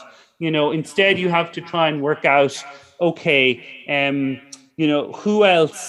who benefits by there being more of this product in the world, and even Apple has an ecosystem, and people they work with and things like that. So very much, I don't at all think that it's just a question of hiring salespeople. I often think that you only hire salespeople when there's literally like people knocking down your door for the product. Like, that's the time to kind of hire salespeople. But salespeople aren't people to convince other people to buy your product. Salespeople are people who enable, who work out how much to charge and that kind of thing. A good salesperson isn't a person who convinces somebody to buy something. A good salesperson is a person who works out how much the person can pay. So, I think that what you need to do is focus much more on strategic alliances. Using channels, for instance, are people who already have infrastructure there in terms of salespeople, in terms of customer support, in terms of other things. So I would focus much more on alliances and much less on just hiring salespeople, because you're trying to go exponential, and that means you want to try and work with a lot of other people. I once had a whiskey company, and that was, instead of hiring salespeople to sell the whiskey, what I tried to do was form alliances with people who had distribution networks, because I was never going to create a distribution network to send whiskey all around Finland, because there were other people who already had that.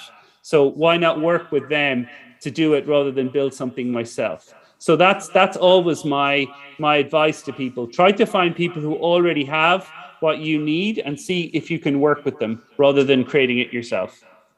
Okay? More questions. Other questions here. Yeah. Hi, Joe. Hello. Hello, I'm Natalia. Thank you for your inspiring presentation. My question is, if we found our product market fit and scaled our project in the local market, and now we are launching our project to the new market, to the US market, and product market fit can be different. And are we returning to the startup, not scale-up position, and should start from beginning, or what is your advice? Yeah, absolutely. You've answered your own question, and you're literally beginning again. If you find product market fit in your local market, that's great, but you have to begin again when you go international. Sorry if that's sort of disappointing news, but that's just the reality, which is to say that you have to go back into experimentation mode, and you have to again try and work out what it is that's compelling, and that may be different in another country. So, congratulations on achieving product market fit in your local country. But you then have to I always say going international is about people rather than about products. So you have to try and get somebody in the other country. You go to countries where you find good people rather than, or either you have existing sales in that company. Very often your product, there are people using it in a country, even though you haven't invested very much in marketing. So that's an interesting place to go. But you're exactly right when you say that finding product market fit in your home country, you have to begin again when you go to the new country. Running experiments, finding out, countries are different. Some people eat different foods in the morning, and then in the other country they eat them in the evening. So you have to begin again, experimenting and finding out, which is one of the reasons why you shouldn't over optimize in your home market, because if you over optimize, then you cut out flexibility in other countries. So if you have a super optimized product in your home country, then you have to, it's more difficult then to go to another country, because you have to literally reintroduce features that you had taken out. So there's no other way around it. In many cases, you might be lucky that what worked for you in one country might work for you in another country. I always say, nobody eats spicy food in Spain, which, I love spicy food, but Spain is never going to be a country for spicy food. So if I was introducing a spicy product here, it just wouldn't work. So I'd have to try and do something different. So what you say is correct, which is that you have to have the mentality of beginning again by this experimenting, and doubling down on what works. Okay? Thank you. One more question here. Hi, Joe. My name is Yes. Ledochovsky. I'm Chief Designer and CEO, Leda Motors Automotive Ukraine.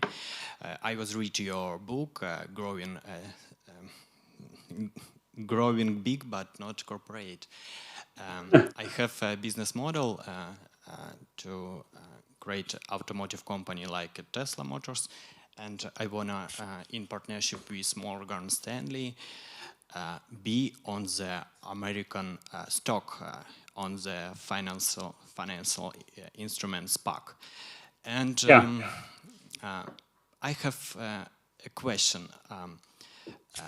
How to speak with business angels and venture funds on the early stage? Thank you. Oh, okay. Very, very simple question. You have to try and find things you have in common.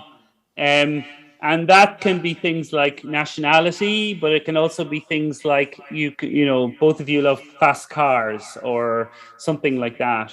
But I always think in terms of business angels, you have to try and find a connection.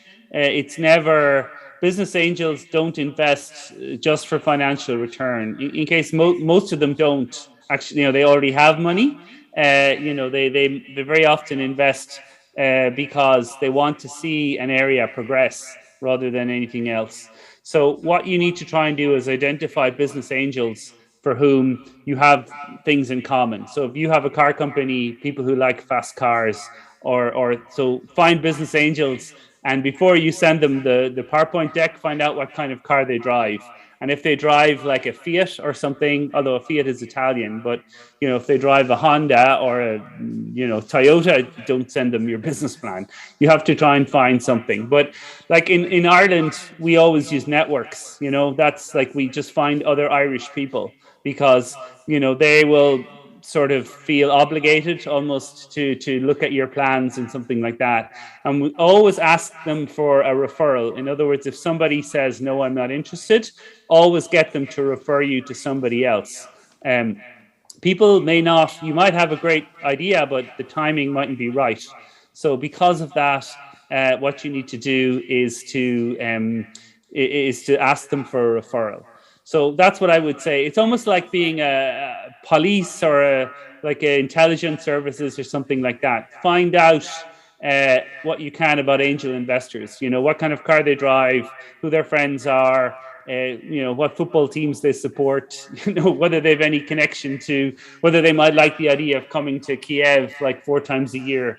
And it's as much to do with those kind of social engineering factors as it is to do with your business plan. So that's a sort of like, you know, again, that's just the way the world works, right? That, you know, not necessarily the good people win, but it's the people who can make a connection. So that's my suggestion. You need to kind of socially engineer your angels, and that's the way you make connections with them. So find people who have fast cars and who like cars, and get those people to invest. Okay?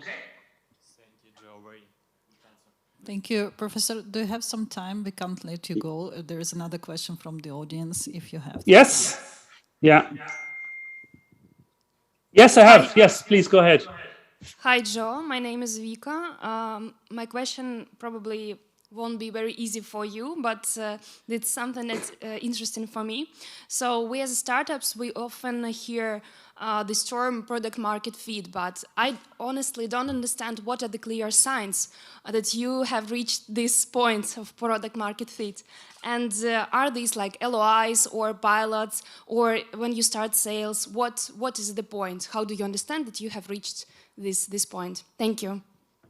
Yeah, it's a great question, because like a lot of people are afraid to ask that question because they think, oh, like everyone understands product market fit, so I will feel silly to ask it. But you're actually correct that it's a very used term and not fully understood by everyone, and perhaps you have to be true having experienced it as an entrepreneur to sort of really understand.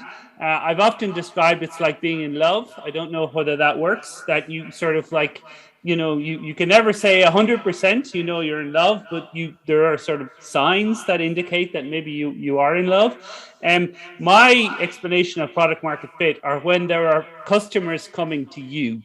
Okay, so in other words, that you have created a customer, something that is so good and so compelling and so useful that people spontaneously tell other people who also want to get it. So you can have product market fit, which is a technical, you know, a list of kind of mathematical functions whereby you're showing that you have an exponential curve.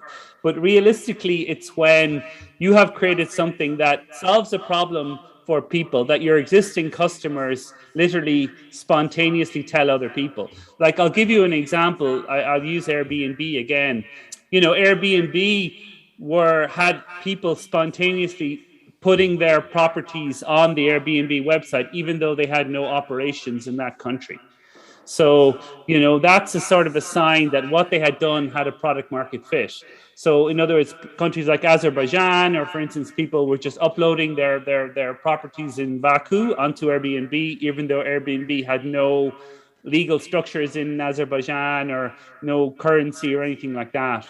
So you have product market fit when your existing customers are so delighted that they are spontaneously telling other people, and people are literally knocking on your door.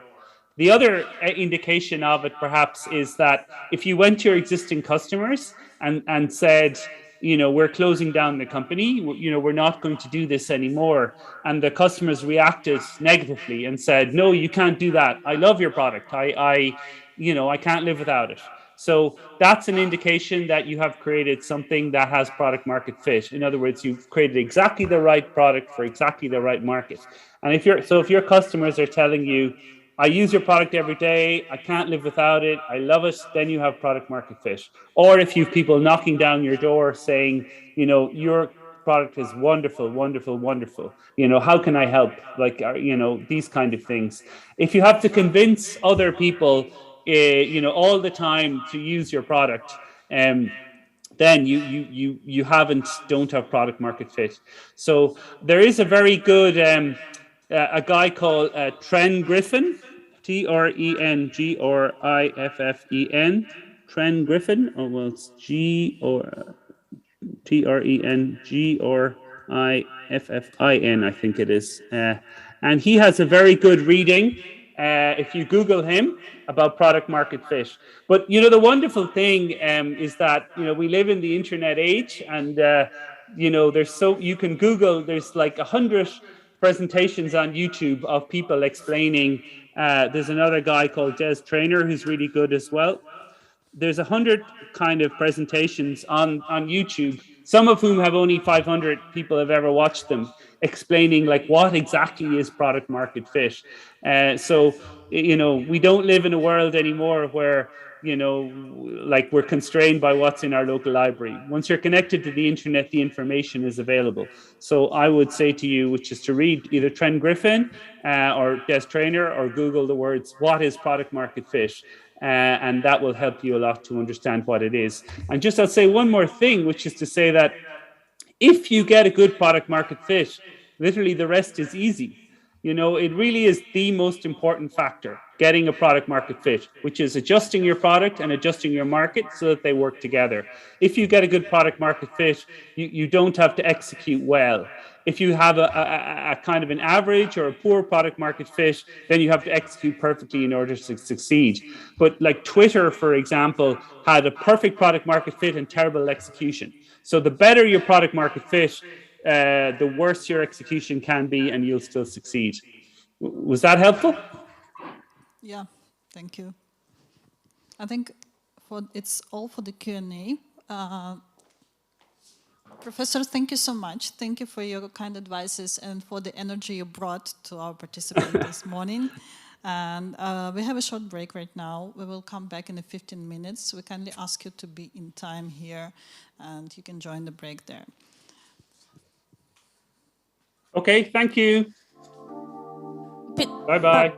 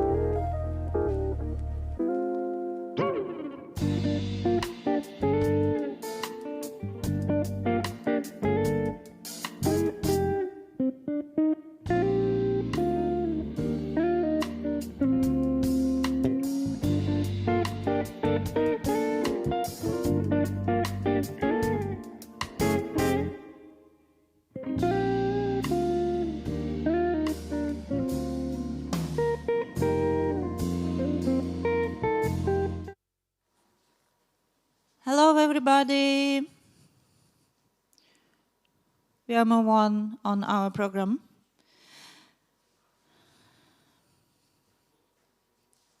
And let me check about our next lecturer. Okay. Everyone is back, great. Let's move on. The next activity within today's agenda is a lecture by our great mentor from the USA, Warren Haber. He's the manager director of Exo Venture. And the lecture is dedicated to the strategy in the market. Warren, hello. Are you hear me? Hello, hello. Okay, we are happy to have you here again. Great. Thank you so much for inviting me again. Thank you. Yeah. Go ahead, and the stage is yours. Please. Thank you so much. So a couple of quick things before we get started. First, I don't really think of myself as a lecturer, but more as a coach. I've been a venture capitalist now for close to 30 years. You may have heard my business partner earlier today, Marco Rubin, and he and I together have been involved in over 200 early stage investments over a number of decades and countless exits. And so we've kind of seen this movie a few times. And what we like to do is try to help entrepreneurs understand some of the pitfalls and some of the ways that they can be successful. You know, Marco Marimana mentioned that we've been coming to Ukraine now for 15 years, and we've seen a lot of interesting changes. Probably one of the most notable of which is when we first started coming, we were relegated to a basement, and we had engineers or scientists with pocket protectors, and they started talking to us about their projects. And we had extensive conversations about them, about their projects and how their projects could become commercializable. And I would say things have changed dramatically in the past 15 years, and we've seen a lot more innovation.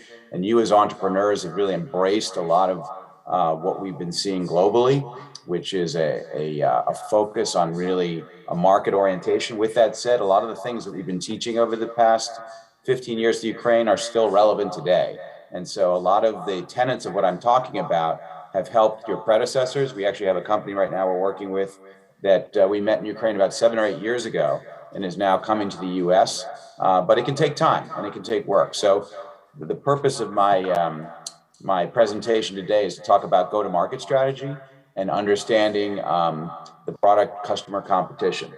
So with that said, I'll try to leave a few minutes at the end for questions, but the focus is really going to be on understanding a product and how that product can be viable in the marketplace and how you can gather information about that product to make sure that you're really innovating. And what you'll hear me talking about a lot, and this comes from many, many years of experience, is market leadership. Our view is very straightforward, which is long ago, I used to work for a company called General Electric, GE, and there was a famous CEO who stepped up named Jack Welch. And one of the reasons he was so successful is he looked at each of the major operating units within GE and asked one very simple question, or maybe it's one and a half, which is, can this company be number one or number two in its respective market? And if it can't be in that sector, if it can't be a leader in its sector, then we don't want to be in it. So now I'm going to try screen share. Let's see if this works. Bang. PowerPoint. Please tell me if you can see my screen. Yes, work? Yeah, it looks like it's working. Well. Great. Yeah, Thank you. So there's the first screen. So what we were talking about really is understanding how do you make sure that A, you've got the right product, but B, that you have the ability to ascend to a leadership position and sustain that leadership position over time. So let's try this. Trying to figure out how to go to the next. For some reason, oh, there we go. So first of all, I think one of the most important things is to understand the problem that you're really trying to solve.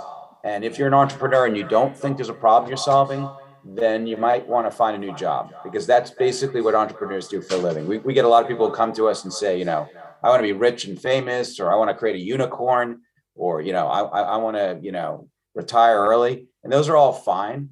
But at the end of the day, if you can't find a large pain point and figure out how to solve that, then you're in the wrong business.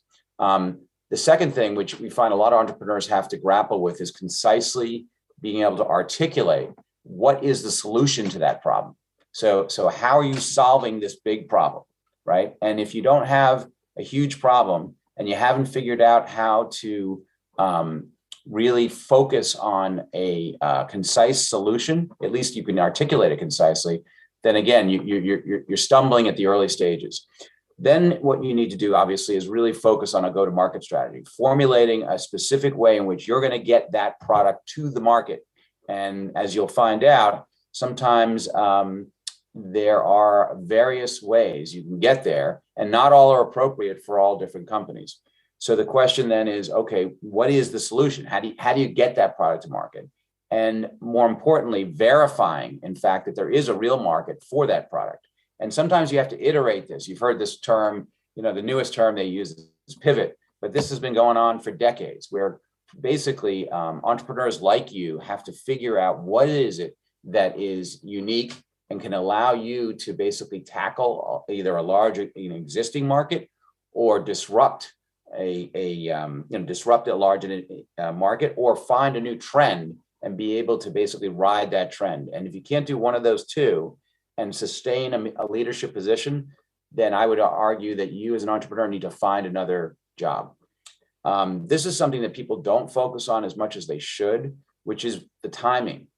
We've seen some fabulous entrepreneurs, and they're either a year or two too early or a year or two too late. So a lot of what you need to do as an entrepreneur is understand the trends that are going on and how those impact adoption of your product.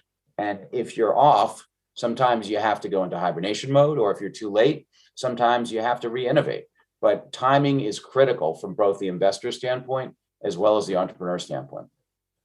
Then we pivot a little bit to understanding investors' perspective, because we always get this question about what do VCs look for and what's very interesting to them. And we say, first and foremost, don't make any assumptions about investors' prior experience. The best thing you can do is look at their prior investments in their portfolio and where they've been successful. And we can talk a little bit more about that later. But at the end of the day, you don't want to make any assumptions about understanding. And you also, as part of that, need to understand your competitive dynamic.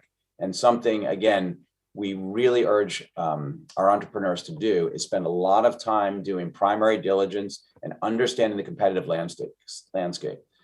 And once they've understood that, the most important thing for them is to show traction. Market traction is critical. And it shows that actually, as we like to say, the dog is eating the dog food.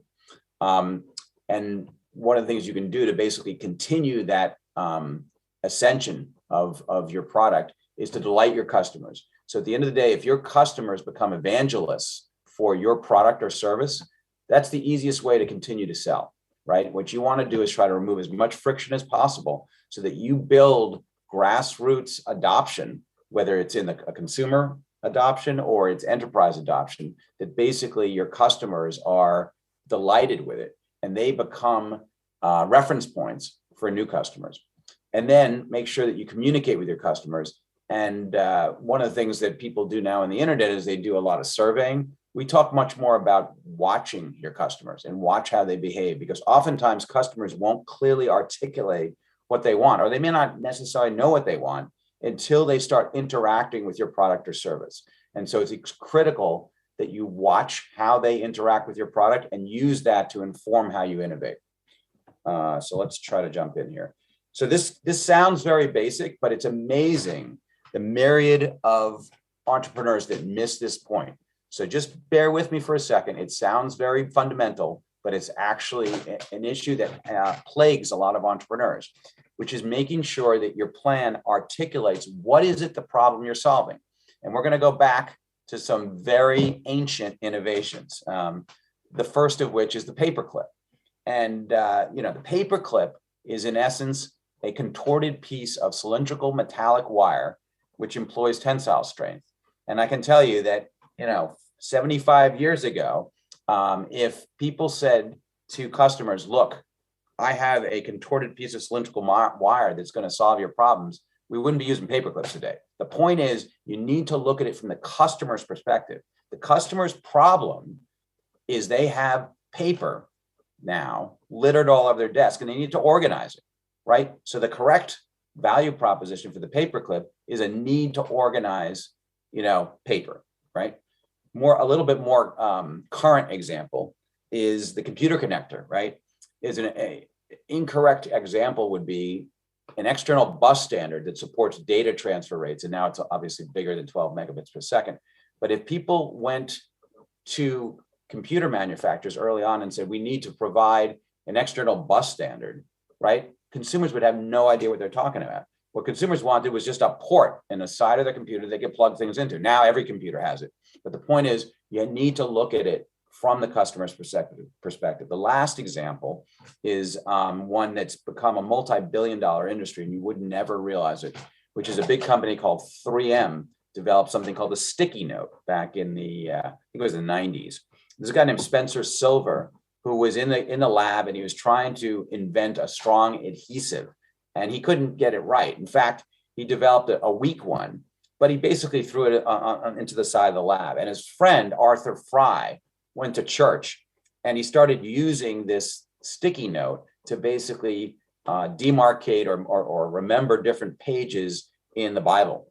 And 3M then began marketing these sticky notes to companies. And now it's a multi-billion-dollar industry. So the point is, you need to basically focus on your customer's perspective, understand what is it that is their problem, and go from there. And it's amazing how many entrepreneurs, some of them brilliant, some of them not so brilliant, all do the opposite. They start in the lab, or they start on their PC, or they start with their friends and they say, what's a problem? And they forget that at the end of the day, the lab and their friends and the innovation is all secondary to making sure that you understand what is it the major problem is that you're trying to solve, and making sure that you have a clear, articulate value proposition. So obviously, the solutions are a paperclip holds a group of related paper together, right? A USB port enables anyone to plug any device into a PC, and a sticky note can be used to basically demarcate different things in a book. But the difference between this and the prior page is these are looking at it specifically from the customer's perspective. And if you can't get into the customer's shoes and do primary diligence and really understand what is it that is their pain point, ultimately you will not be successful. We get a lot of questions. There's been tons of surveys over the years about the most successful entrepreneurs and why they are so successful. And people say, oh, it's because they wanted to be, rich and famous, or they wanted, fame and fortune, or they wanted to, create a unicorn. We hear this all the time. Actually, none of those are true. The reason why the best entrepreneurs were successful, and this is globally, is because they wanted to change the world. They saw a behavior, right? They saw a customer problem that was large, and they wanted to make that large problem basically go away. And so at the heart of being an entrepreneur, if you really don't have the ability to identify a large problem and really solve it in a very innovative way, and then be able to continue to innovate over time as the customer's problem changes, you're in the wrong business. So the point is, you don't want to be trying to create, you don't want to be trying to solve a research problem, right? This is not a research project. And unfortunately, a lot of your predecessors that we've met over the years have looked at it exactly that way, right? And part of it is just culture and things like that. But part of it is just many people who are very successful entrepreneurs oftentimes come out of, a very deep technical background. And so they've been doing research for years in school, and they don't realize that this is different, right? Entrepreneuring is different than researching. So you need to frame the solution in terms of the customer's needs. You need to articulate that very concisely. And then you need to basically be able to go out to the market and find out if the dog is eating the dog food, if customers really find this innovative, and is this able to change customer behavior, right?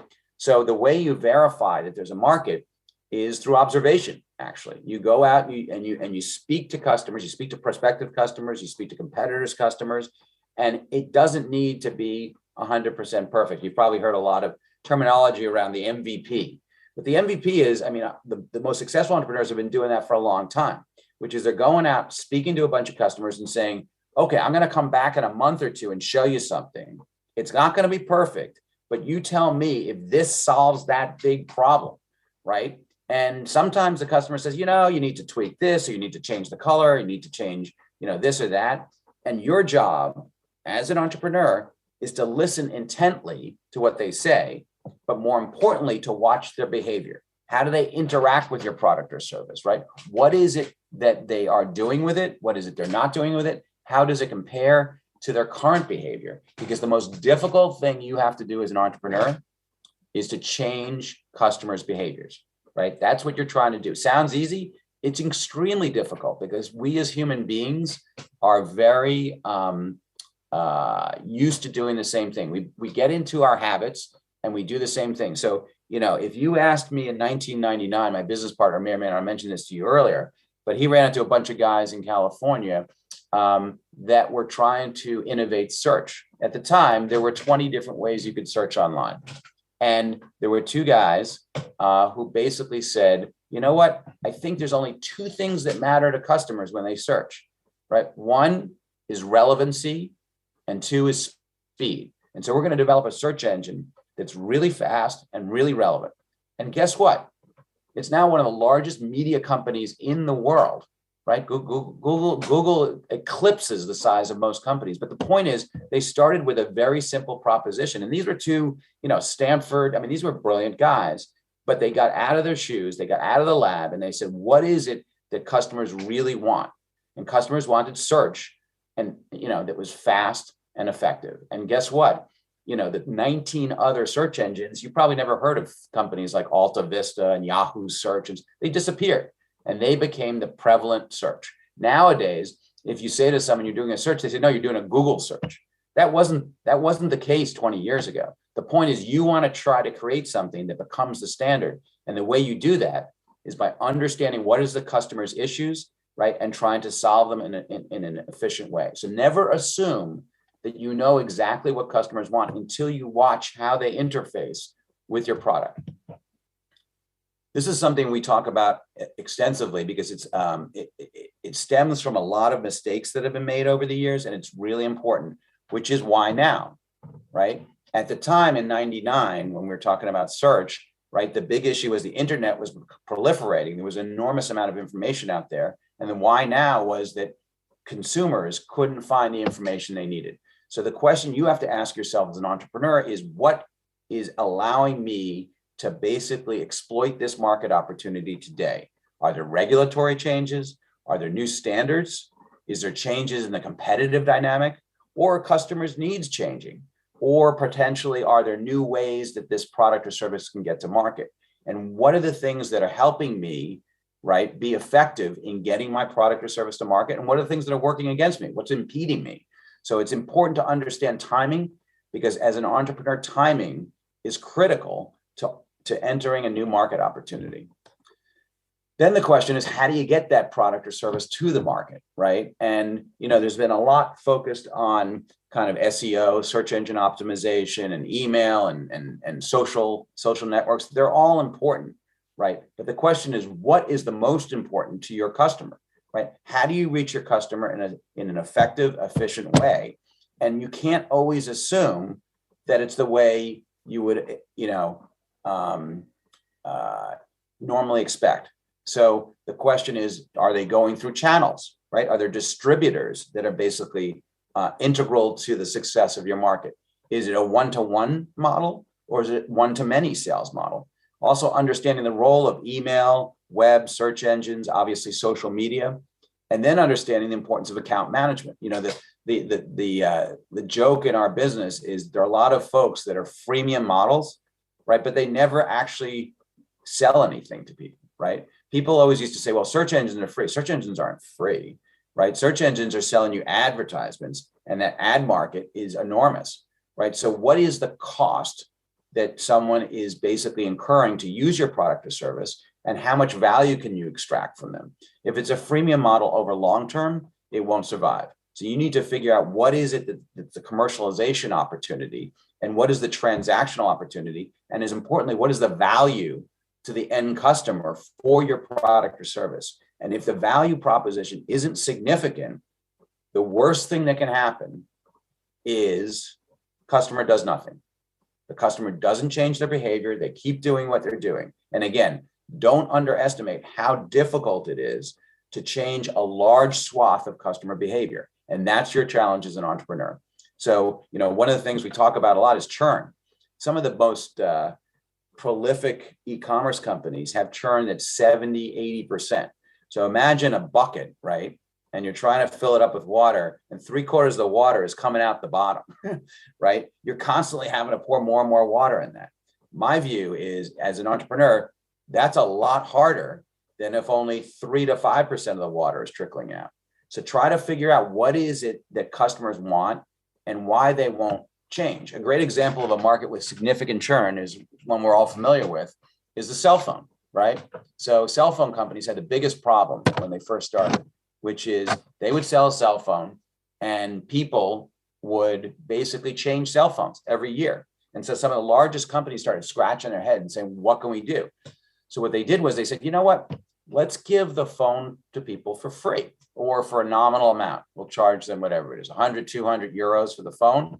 But what we're going to ask them for in exchange is a 2-3 year contract, right? So you say, wow, the phone's pretty cheap. No, it's not. You've all of a sudden signed on to a 3-year contract for this cell phone. And what does that do for the cell phone company?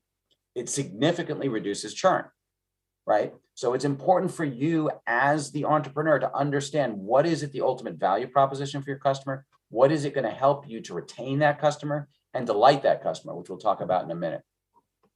So now we're going to kind of switch perspectives for a second because we always get this question about investors and what a venture capitalist want. And we have a whole nother presentation, we talk about that. But the question really is, how do you educate investors? And oftentimes, I think entrepreneurs assume that investors understand their industry and they just hop into their product and service.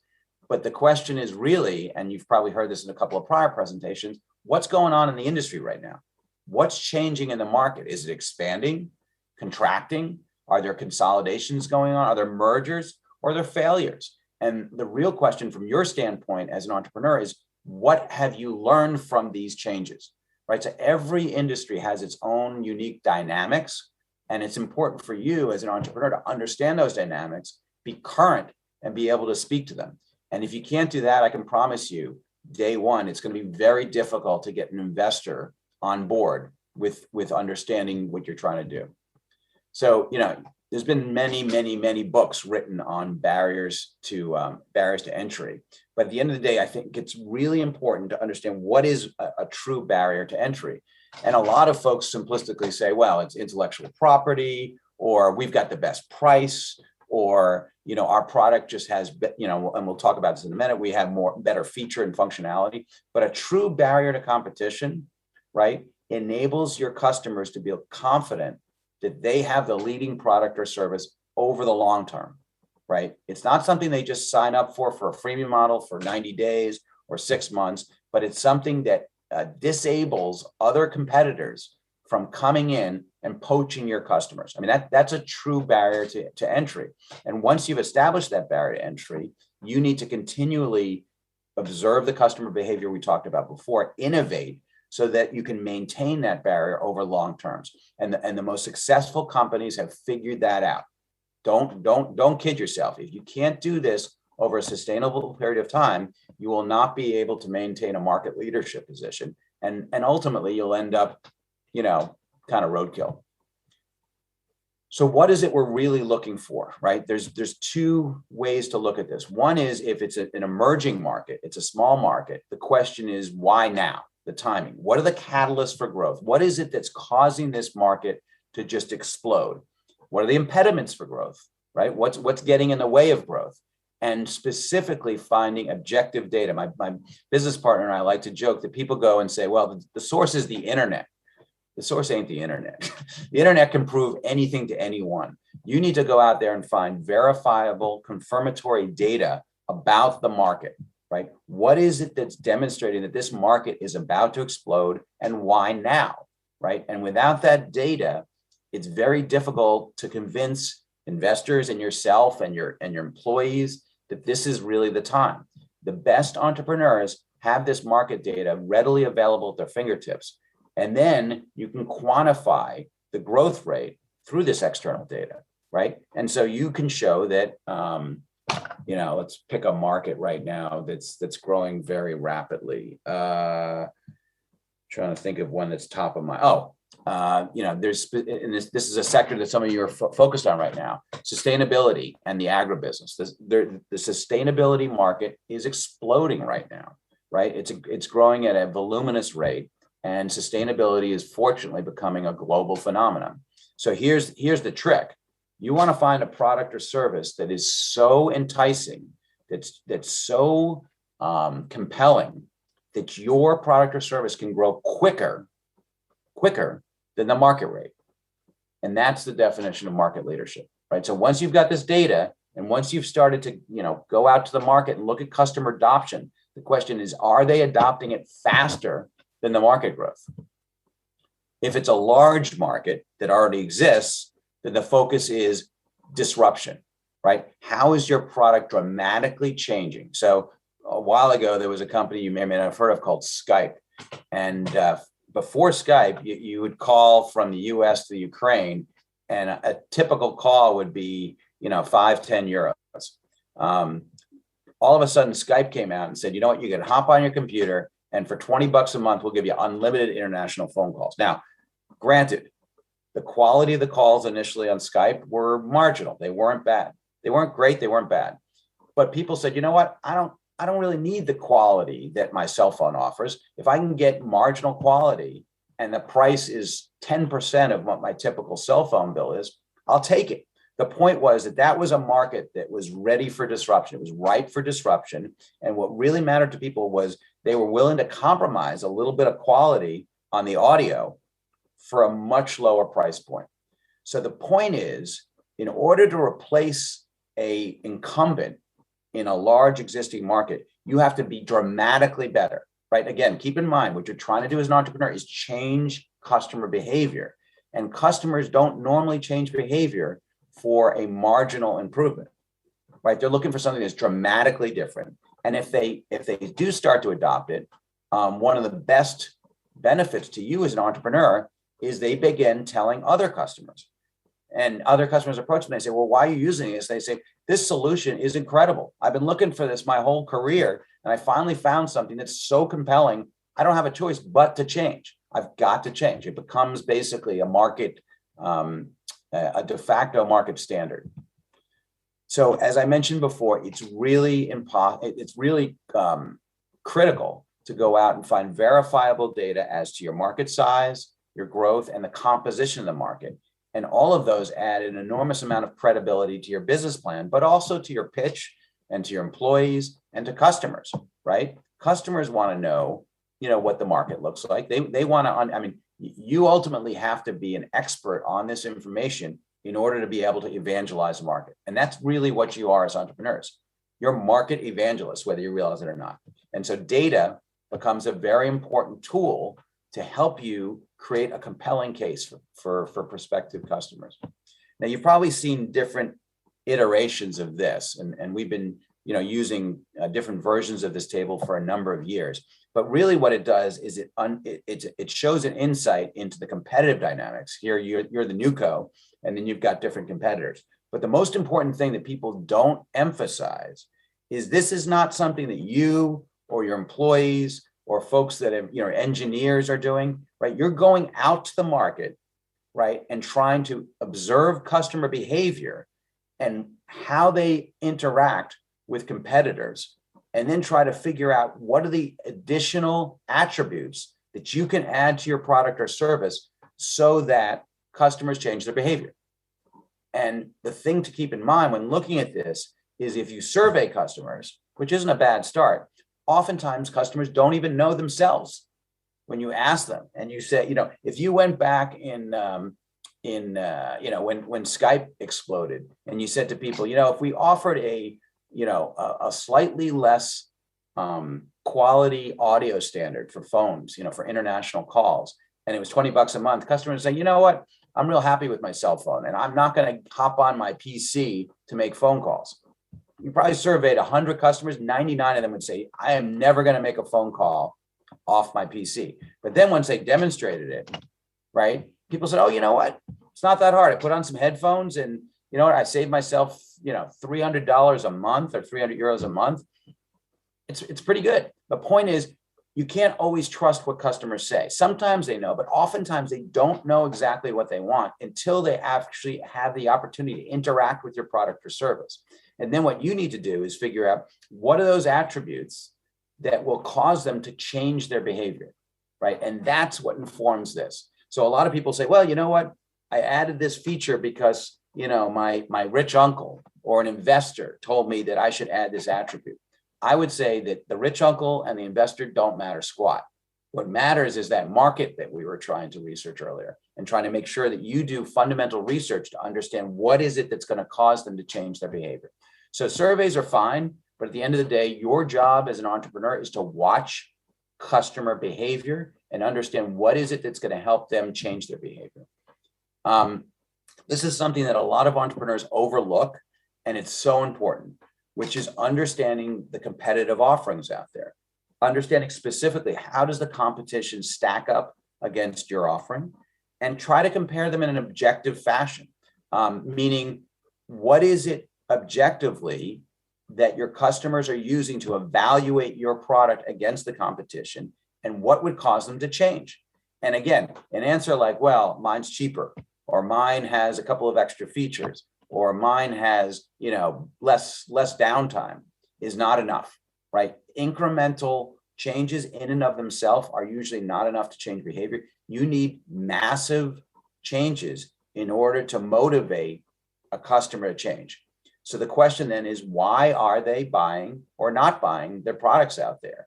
And what is the market's perception of the competitors, right? And the only way you can really do that is through fundamental research. So we do a lot of work with kind of the NSF in New York, in Washington, D.C. NSF is the National Science Foundation. It's one of the largest seed stage investors in the world. And they're behind a lot of different innovations, including many of the early technologies behind the iPhone. And one of the things they started doing about 5 or 6 years ago is they would provide seed capital to early stage entrepreneurs, not dissimilar from you. But one of the things they did was they would require them to go to Bootcamp.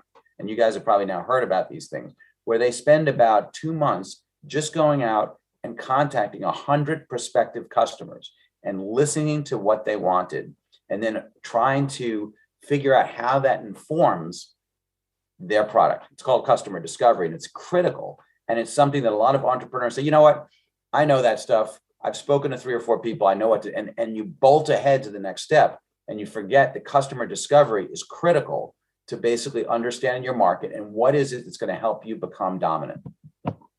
There's also an enormous amount of information out there that entrepreneurs overlook. In the US, we have this incredible resource called EDGAR. EDGAR is a database which provides information on every public company. And about, 7 or 8 years ago, our regulators in our country, the SEC, said, you need to provide information in a much more simplistic way so that any investor can understand your competitors, can understand your features. But the good news from your standpoint as an entrepreneur is if you happen to be competing in one of these markets, you can go into EDGAR, look at public companies that are in the space, successful companies. You can find out a wealth of information about your market and why a company says they're successful, why they aren't successful. You can find out about their investors. You can find out about all different types of information that can really inform what you're doing. So don't assume, and a lot of entrepreneurs do this as well. Sure, your innovation might be completely new and no one's ever seen it before.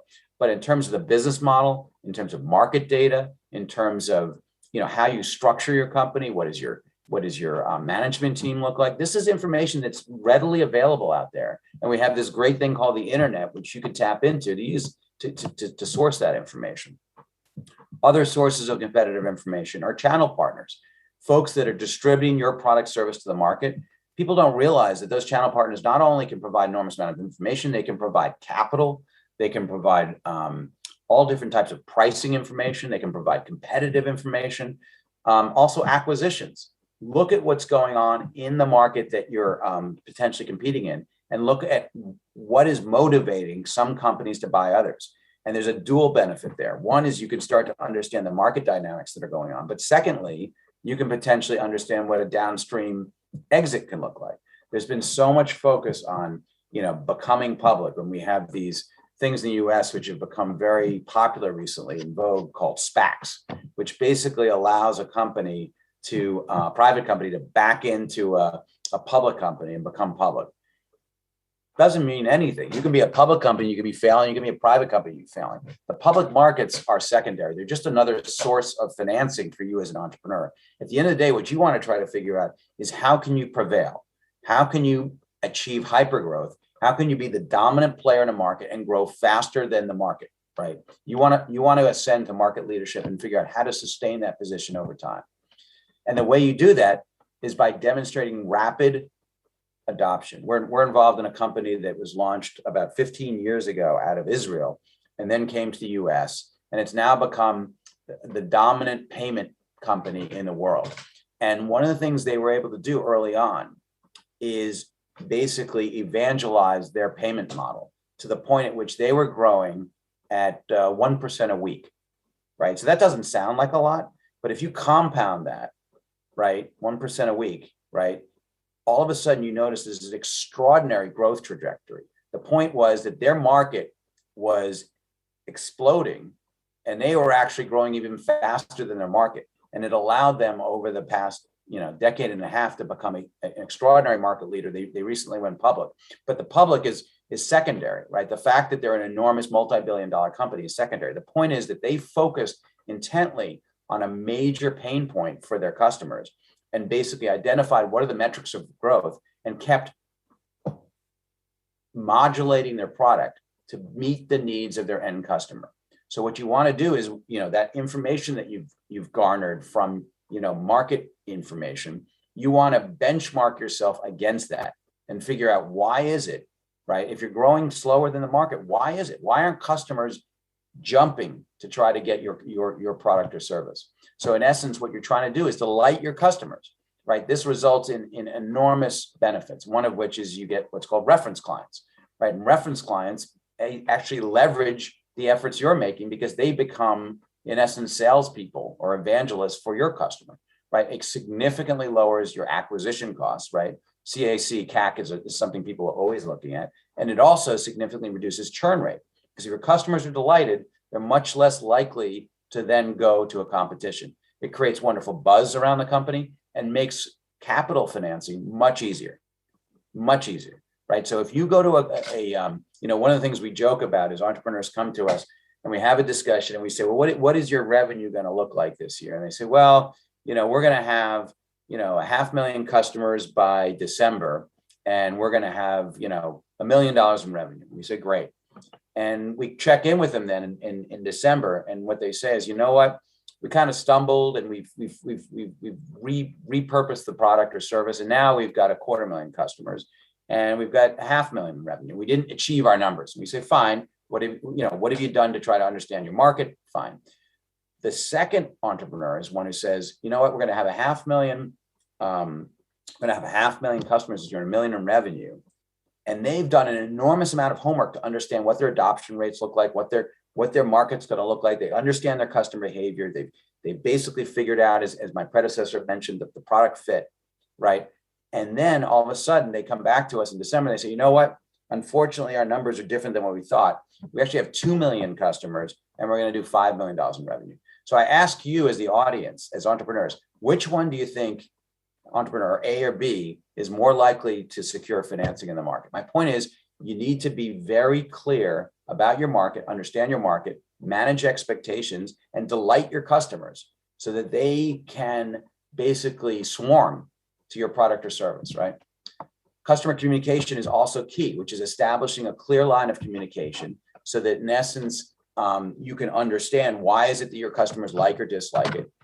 An honest and open loop, feedback loop, and where possible, try to really focus on customer behavior, right? If there's anything, if there's only one thing you take from my presentation, it's behavior is king, right? And whenever possible, right, you want to try to gain information from your customers so that you're always the expert on the product, right? If a competitor knows your product better than you do, right, you got a problem. If one of your customers knows your product better than you do, you got a problem. You need to be, your entire team, your management team needs to be on the cutting edge, and you need to understand what is it that is causing customers, what is causing the dog to eat the dog food, and understanding what is they like and dislike. And you may not be able to address all the dislikes immediately, but at least you can start prioritizing them and create a product roadmap so that you understand, again, customer-driven roadmap that basically addresses their issues. So I'm going to just quickly summarize, and we'll open it up for questions, but hopefully you've gained some insight into what we mean when we say you need to understand the problem and be able to articulate clearly what is the solution to that problem from the customer's perspective. You have to have a clear market strategy and understand timing. What is it about the market? Why now, right? Never, ever assume that we as investors understand your industry. With that said, again, as one of my predecessors mentioned, you need to basically find folks that understand your industry, at least at a high level, and probably have had some successes. We joke in our industry, if you've had one or two, pops, so to speak, in a specific sector, then all of a sudden you become an industry expert. But at the end of the day, just because I've done really well in one payments company doesn't mean I understand the whole payments industry. But nevertheless, what you want to do is you want to try to do research to make sure that you are going into a sector and finding investors who understand your sector. You need to have an intimate understanding of your competition from the perspective of the customer, right? And demonstrate rapid market adoption, right? Market traction is key. You need your customers to be delighted, right? And they should be the biggest evangelists for your product or service. And you need to open up a clear dialogue. Some of the most successful CEOs have made themselves readily available, and it sounds painful, but made themselves readily available to their customers so their customers can give them direct feedback, and they use that direct feedback to inform their product roadmap. And also make sure that you're watching how they interact. So they'll tell you some things, but at the end of the day, what's most important is actions speak louder than words. So understanding those actions. So that's kind of a quick and dirty. I think what I'm going to do is try to escape out of this. And why don't we open it up for a brief Q&A? So hopefully that was helpful, and I'm happy to answer a few questions before we turn it over to the next presenter. I have some questions from No the questions audience here. Great, I'm done. Any questions to Warren? No? Oh, yeah. Okay, we have one.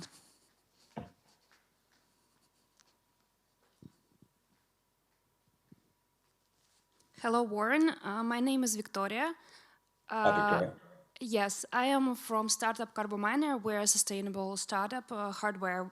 And my question is, for a hardware startup, what are the main documents that investors seek or want to see in the investors' data room?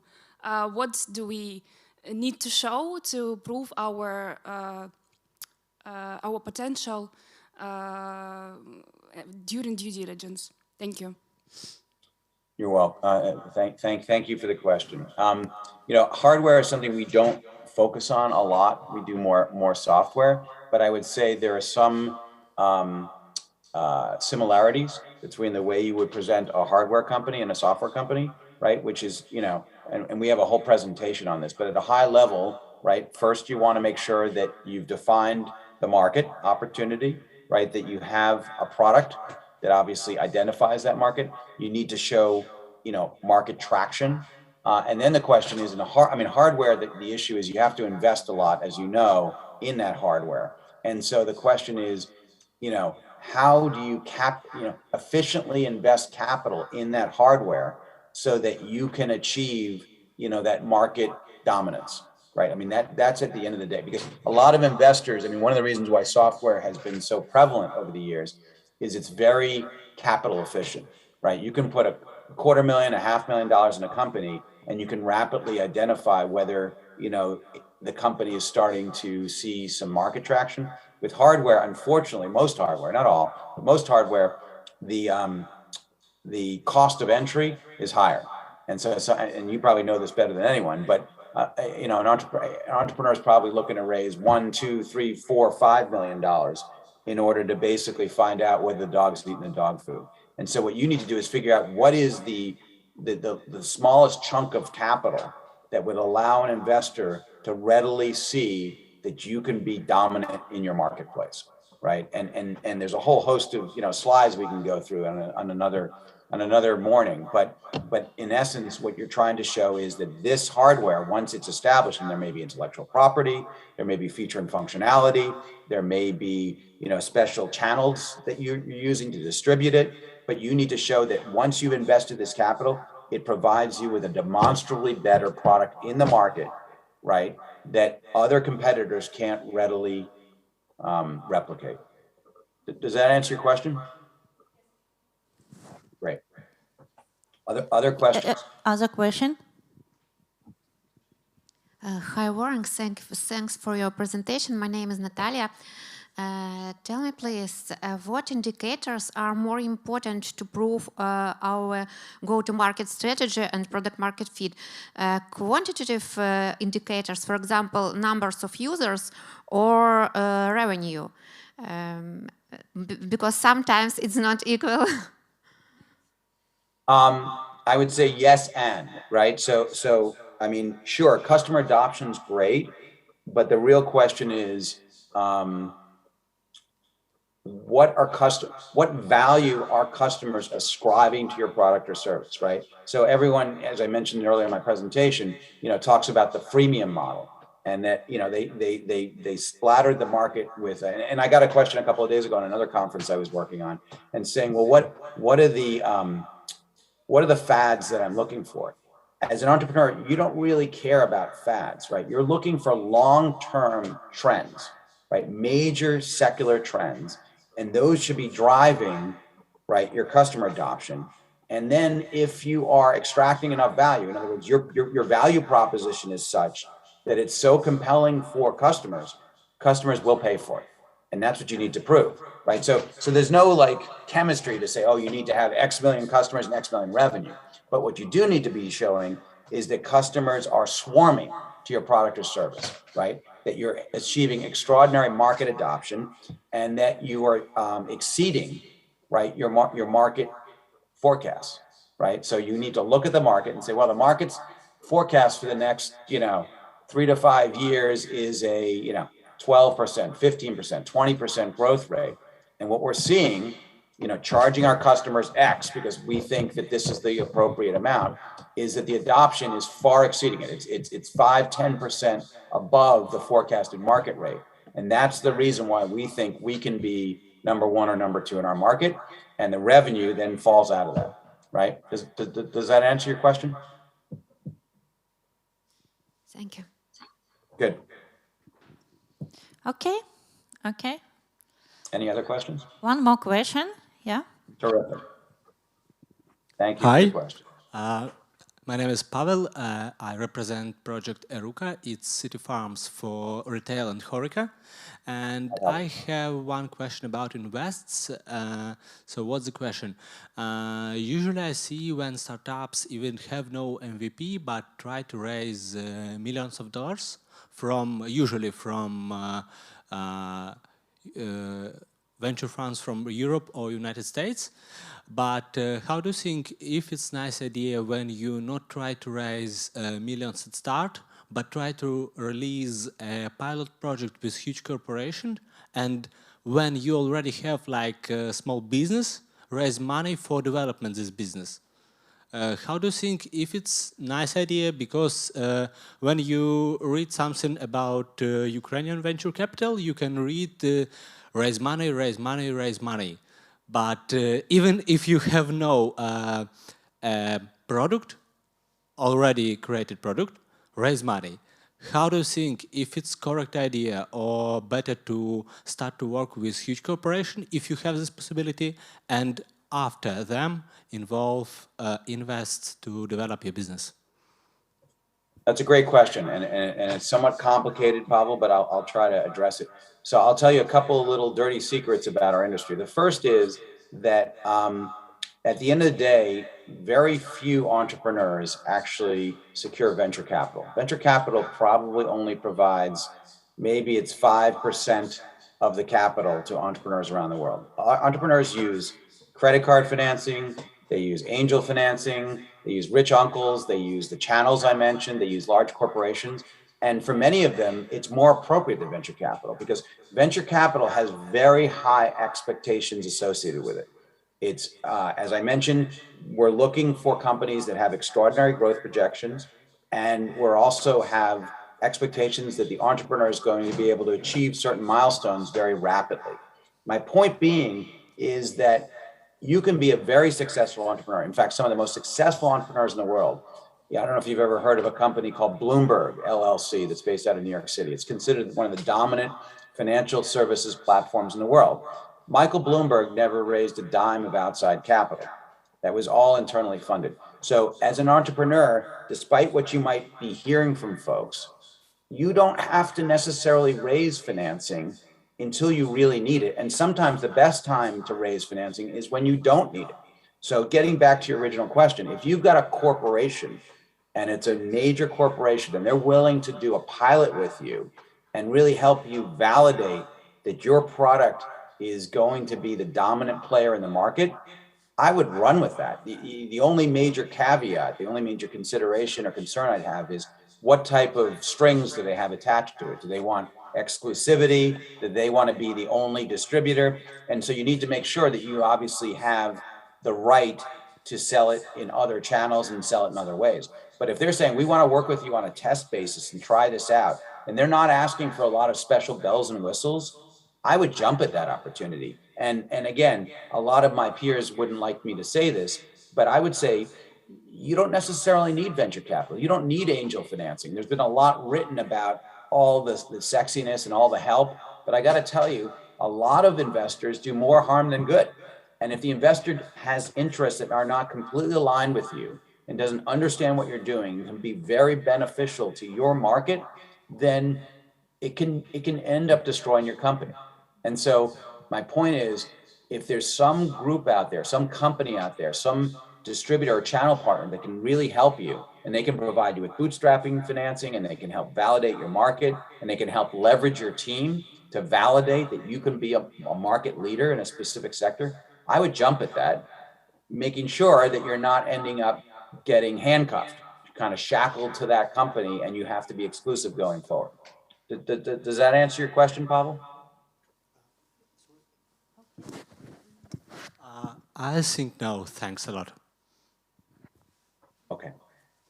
Other questions? Maybe no. Okay. Thank you, Warren, and see you tomorrow in the mentoring session. Okay, you take care. Bye-bye. Bye. Thank you a lot. And now we have our lunch time. But if you see we have some kind of 15 minutes late, that's why we need to come back at 1:15 p.m. Okay? Okay, let's go. Thank you.